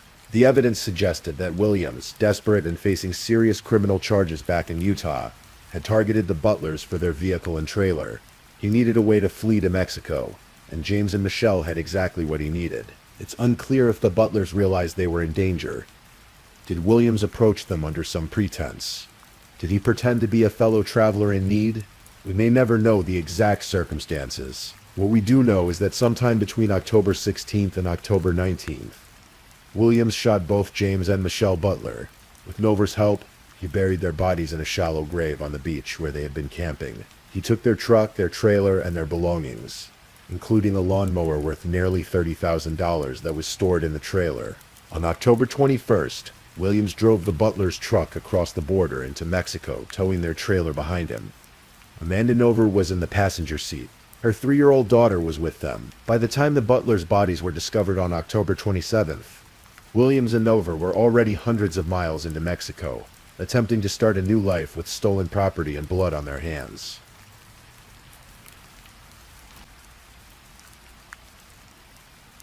In Romney, New Hampshire, the small town where James and Michelle had lived before beginning their journey, the community gathered to mourn. A vigil was held on the town common. Strangers and friends alike came together to remember a couple who had been known for their kindness and generosity. George Bonfilio, who owned the Rumney Village store, remembered how James had come over with his tool belt to help renovate the building when Bonfilio first purchased it. Michelle had been one of the store's first employees.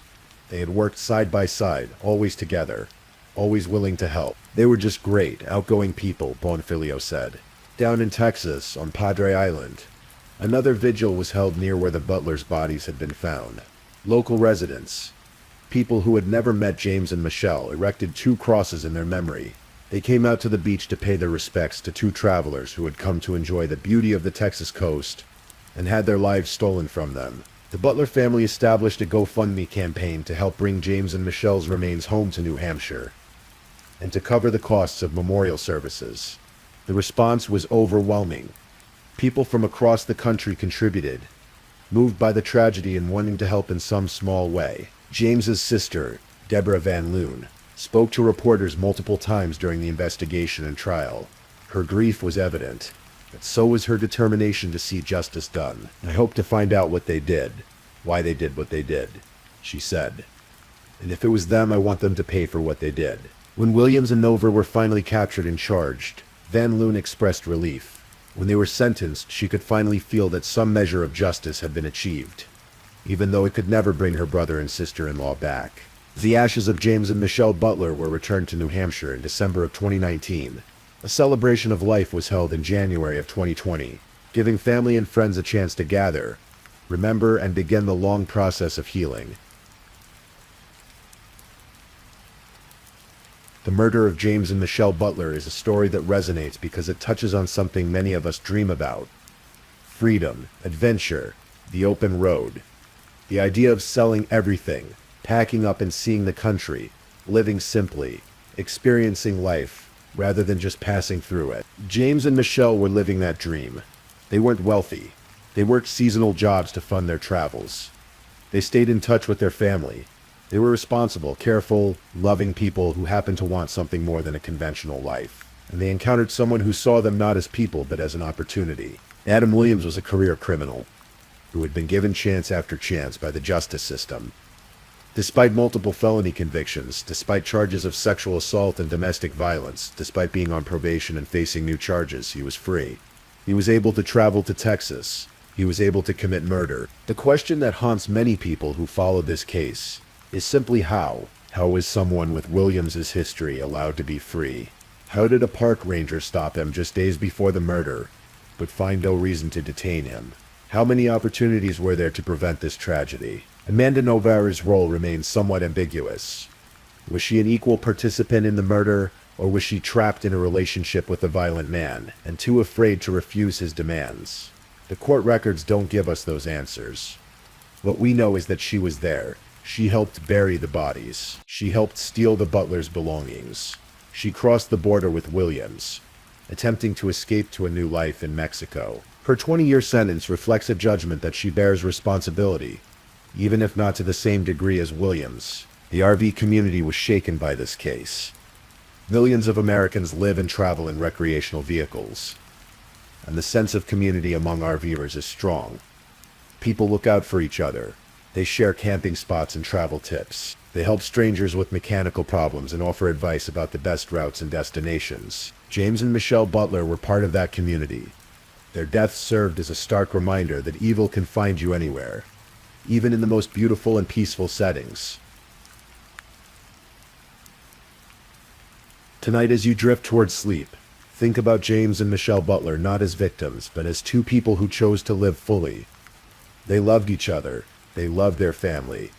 They shared their adventures with joy and enthusiasm. Their lives were cut short by violence and greed, but their story is also one of love, courage, and the pursuit of dreams. James spent 21 years serving his country aboard an aircraft carrier. He raised children, he built homes. He met a woman at a dart tournament and fell in love. He decided at 48 years old that there was still so much world to see. Michelle was a grandmother who video called her granddaughter every few days. No matter where she was, she posted photos of sunsets and beaches. She worked alongside her husband, whether it was at an oil rig or helping renovate a small-town store. She was warm, she was kind. They parked their trailer on a beautiful beach on the Gulf of Mexico in October of 2019. The waves rolled in. Seabirds called. The sun set over the water, and they never left. But their memory remains in the hearts of their family, in the vigils held by strangers who were moved by their story, in the two white crosses that stood on that Texas beach marking the spot where two travelers ended their journey far too soon. Please, if you're still awake, let's move on to our last story.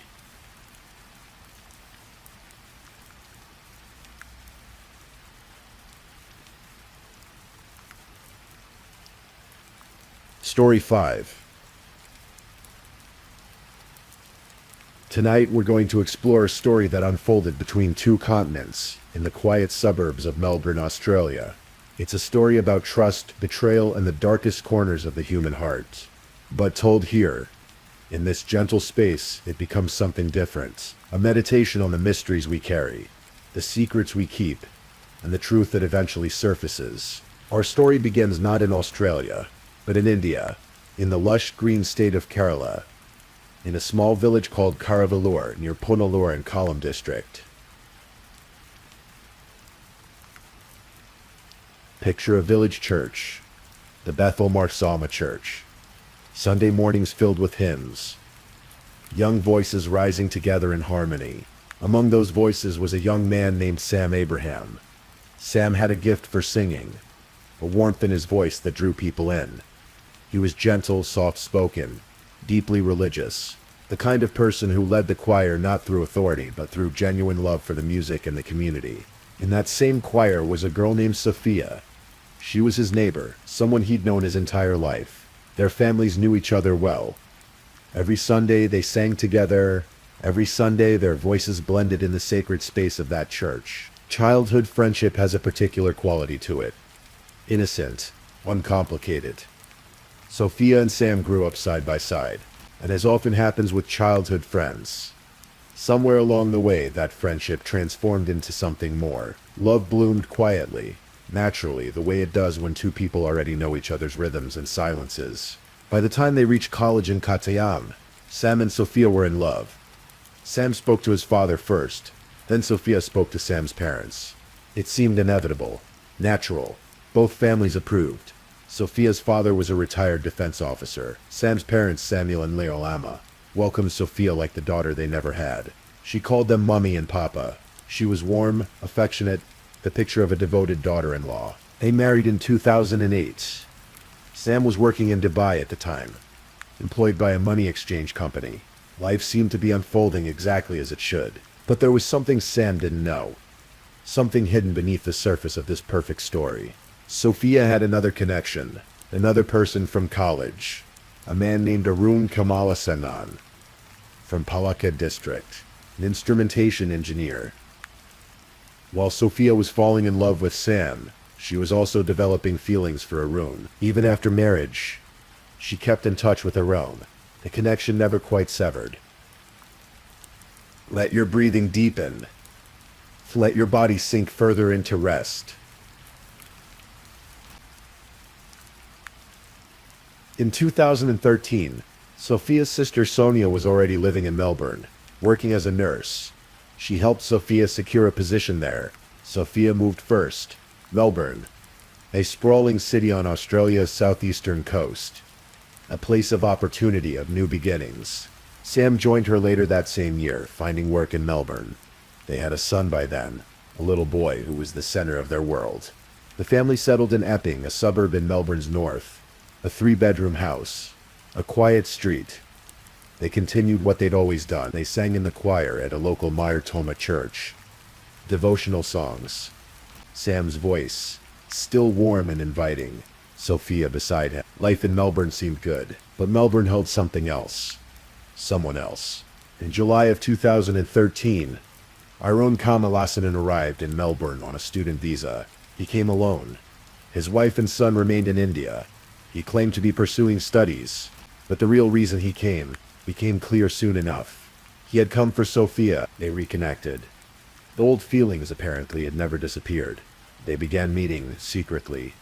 While Sam worked, while their son played, Sophia and Arun were building something in the shadows. They kept a diary. They called it the Upward Diary after the word printed on its cheap cover, a $3 notebook that would later become evidence of their secret world. They wrote in it in 3 languages: English, Hindi, Malay, as if multiple languages could somehow keep their secrets safer. Sophia's entries were filled with longing. In January of 2013, she wrote, "We never know why we like someone more than others. Days later, I feel to hug you and comfort you. Then, I'm waiting for you." In February, she wrote in Hindi or Malay, "I wish to sleep in your arms. I want to be yours, but you are not mine." Arun's entries matched her intensity. He wrote, "I am sure that one day she will be mine. It's life or next."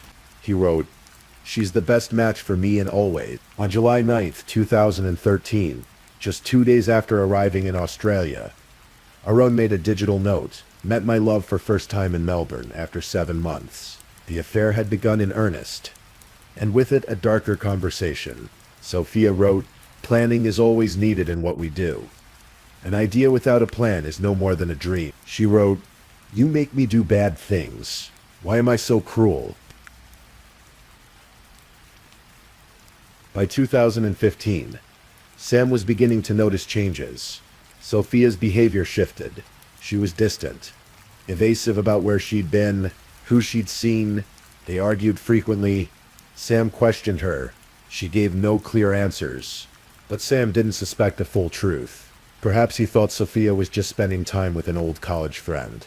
Perhaps he trusted her too much to imagine anything worse. In July of 2015, something happened that should have been a clear warning. Sam was at Lober train station, getting into his car. He didn't notice that someone was already inside, hidden in the footwell, waiting. As Sam settled into the driver's seat, the figure emerged. A man wearing a balaclava, his face completely covered. In his hand, a knife. The man lunged at Sam, stabbing wildly. Sam fought back. He managed to partially unmask his attacker. The man fled. When police examined the car, they found cable ties, material scraps, handcuffs. This had been planned. This was meant to be more than a simple robbery. Sam survived. He went to the hospital with injuries to his neck, temple, and cheek. He filed a police report, but he said he didn't recognize the attacker. Did he truly not recognize him, or was he protecting someone? Hoping against hope that his marriage could survive, Sam returned home to recover. Sophia was there, concerned, caring, playing the role of worried wife. Police investigated but found no leads. The case went cold, but Sam knew something now. Something had fundamentally changed. He was afraid. In October of 2015, Sam took his family back to Kerala for a visit, 2 weeks with their families. For Sam's parents, it was a joyful reunion, but Sam seemed troubled. He pulled relatives aside. He said things that haunted them later. To his father, Sam said, "I want to be buried near my grandfather's grave." To his relatives, he said, "Next time I come back here, it will be in a coffin." His family laughed uncomfortably. They thought he was being dramatic. Surely he didn't mean it. Surely he was just stressed about work, about life in a foreign country. On October 11th, 2015, Sam, Sophia, and their son left Kerala. They flew back to Melbourne, back to their house in Epping, back to their life. Sam's parents watched them go. They had no idea they would never see their son alive again. October 13th, 2015. Evening in Epping. The family was home. Their son, now 6 years old, was there. Sam, Sophia, and the boy had dinner together. Sophia made an avocado milkshake. She gave it to Sam and their son. She drank one herself. It tasted fine, normal, but Sophia's milkshake was different from theirs. Hers had no sedative. Theirs did. Clonazepam, a powerful medication that induces deep sleep. She had crushed it and mixed it into the drinks. After dinner, the family went to bed, all three of them together in the same bed. Sam in the middle, Sophia on one side, their son on the other. The sedative worked quickly. Sam fell into unconsciousness. His son, too. Sophia, of course, only pretended to sleep. Somewhere in the house, hidden, waiting, was Arun Kamalasanan. He had entered earlier, perhaps through a window in the garage. He had drawn detailed sketches of the house layout beforehand. He knew exactly where to hide, exactly when to emerge. Sophia had given him the signal. The family was asleep. Arun crept into the bedroom. He carried with him a glass of orange juice. But this was not ordinary juice. Dissolved in it was cyanide, a lethal dose. Sam lay unconscious, defenseless, his mouth slightly open as he breathed. His 6-year-old son slept beside him, innocent and unaware. Arun poured the poison juice into Sam's mouth, slowly, bit by bit. The human body has a swallowing reflex even in sleep. When liquid enters the throat, we swallow automatically. Arun knew this. He poured carefully, ensuring Sam's body swallowed the poison without choking, without gasping, without making a sound that might wake anyone. The cyanide entered Sam's system. Sophia lay beside her dying husband, awake, aware, waiting. Cyanide is a horrific poison. It prevents cells from using oxygen. The victim essentially suffocates from the inside. It's agonizing.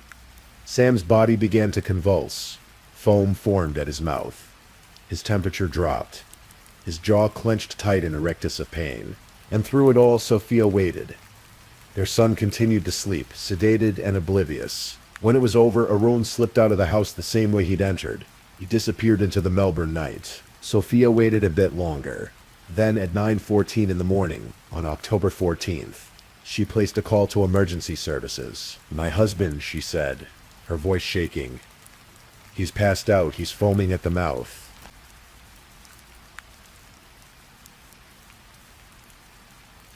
Paramedics arrived at 9:27. They found Sam Abraham in bed, cold, stiff, foam around his mouth, his jaw locked shut. They attempted CPR. They tried everything, but Sam had been dead for hours. Sophia screamed. She called her sister Sonia, who rushed over. She called a friend. She wept. She held their son, who was waking up now, confused and frightened.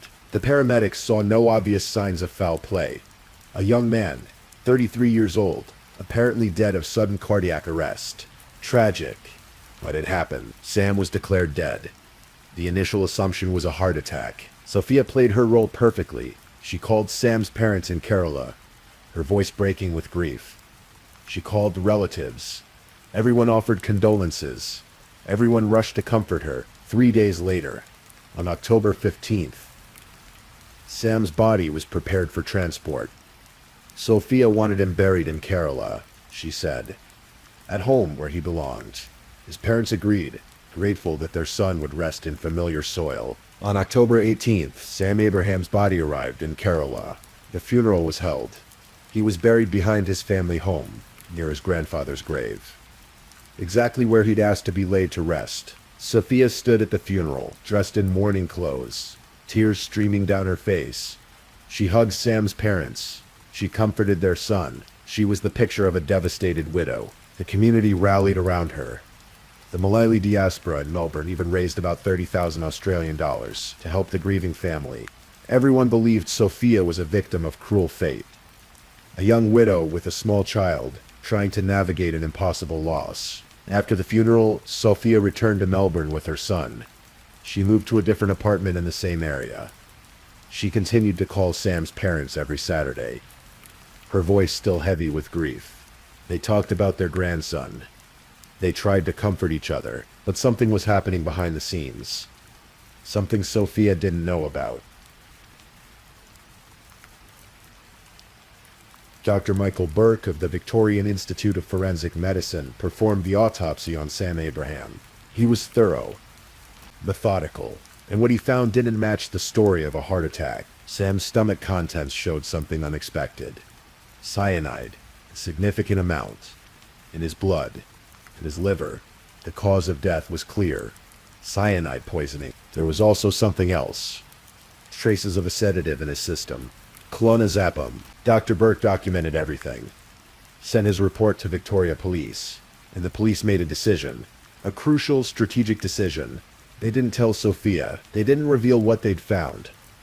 They let her believe she'd gotten away with it.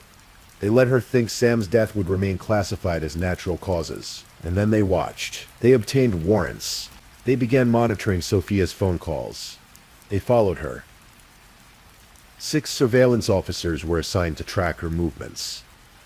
For months they watched, and slowly Sophia's mask began to slip. At first Sophia was careful. She maintained the grieving widow act. But as weeks passed, as no one questioned Sam's death, as the police seemed satisfied with the heart attack explanation, she grew bolder. She began meeting Arun, openly now. They went to lunch together in the CBD. They shopped for groceries. They ran errands like a normal couple.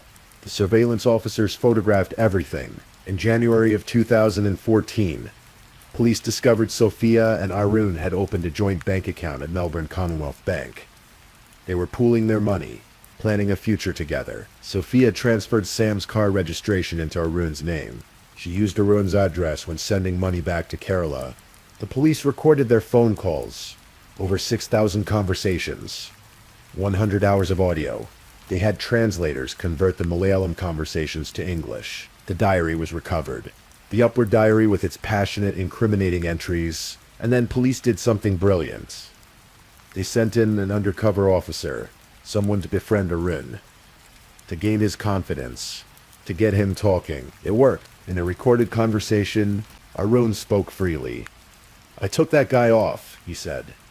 "I went there with the powder, sleeping pills, and I gave it." He described hiding in the house, drugging the entire family, including Sophia and the child, waiting until everyone was unconscious, then forcing the cyanide-laced juice into Sam's mouth. He said he'd planned it all, that Sophia hadn't known, that he'd done it to free her, but the evidence told a different story. Sophia's diary entries, her planning notes. Planning is always needed in what we do. The joint bank account, the car transfer, the way she'd lied about Sam's cause of death, the way she'd brought his body back to Kerala and buried him quickly, before too many questions could be asked. On August 12, 2016, nearly 10 months after Sam's death, police made their move. Sophia and Arun were arrested. When the remand order was read in court, they stood expressionless. Sophia dressed neatly, her shoulder-length dark hair down, a large necklace around her neck. At one point, she put her face in her hands. Her family sat in the courtroom, visibly distressed. Arun stood in silence, processing what was happening. The investigation was complete. Now came the trial.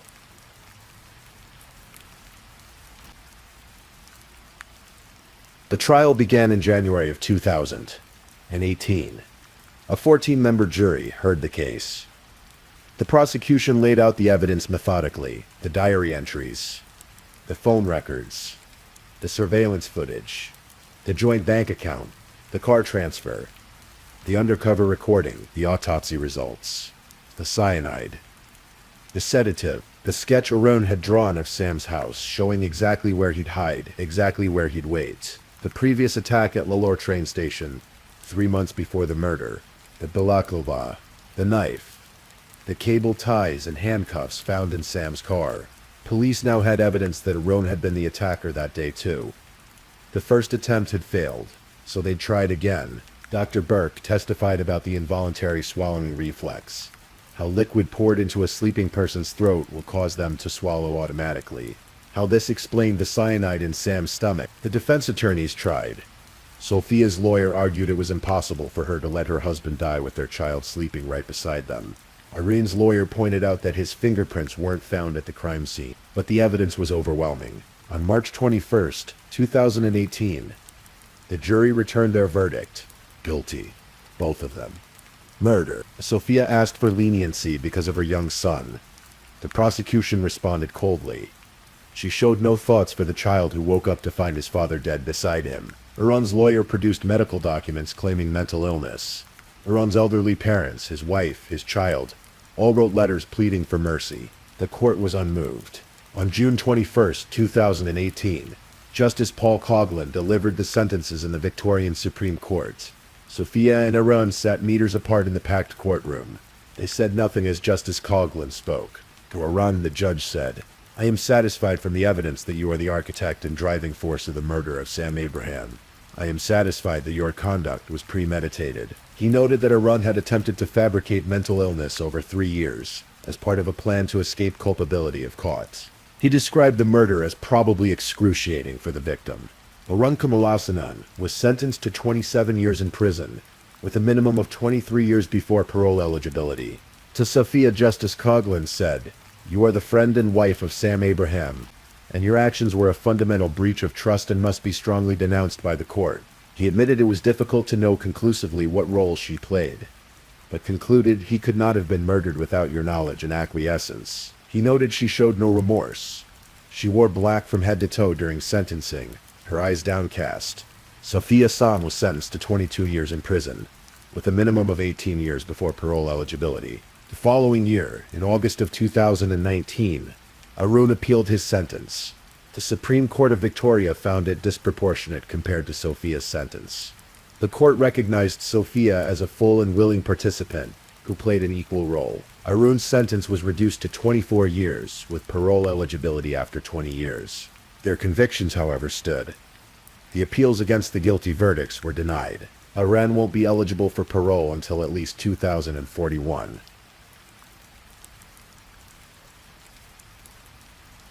Sam and Sophia's son was 7 years old when his mother was sentenced. He now lives with Sophia's sister Sonia and her husband in Melbourne. Sophia's parents are also in Melbourne, but Sam's parents, Samuel and Leah Lama, want custody of their grandson. They fear for his safety with Sophia's family. Samuel told reporters, "It is not safe to keep him there with that family. How can you keep him with the family of the person who murdered his father? They worry about what will happen as the boy grows older, as he understands what his mother did." They've contacted the Indian External Affairs Ministry. They video chat with their grandson once a month. But Samuel says the boy doesn't speak much, surrounded as he is by Sophia's family. Samuel told reporters he believes Sophia's mother knew everything, that the family is convinced Sophia and Aaron are innocent, that the case was fabricated. The case attracted massive media attention across India and Australia. The Malawi community was shocked. The betrayal felt personal. Everyone had known the family. Many had contributed to the fundraiser for Sophia after Sam's death, only to learn later they'd been supporting a murderer. Sam's parents still remember Sophia as the girl who called them Mommy and Papa, the girl who sang in the choir beside their son, the girl they welcomed as a daughter. "We knew this girl right from childhood," Samuel said. "She was loving and polite. She used to call us regularly until a few days before she was arrested." The disbelief remains. How could the girl they raised as a daughter commit such a betrayal? And Sam's final words haunt them. "Next time I come back here, it will be in a coffin." He knew. Somehow he knew. But he couldn't save himself.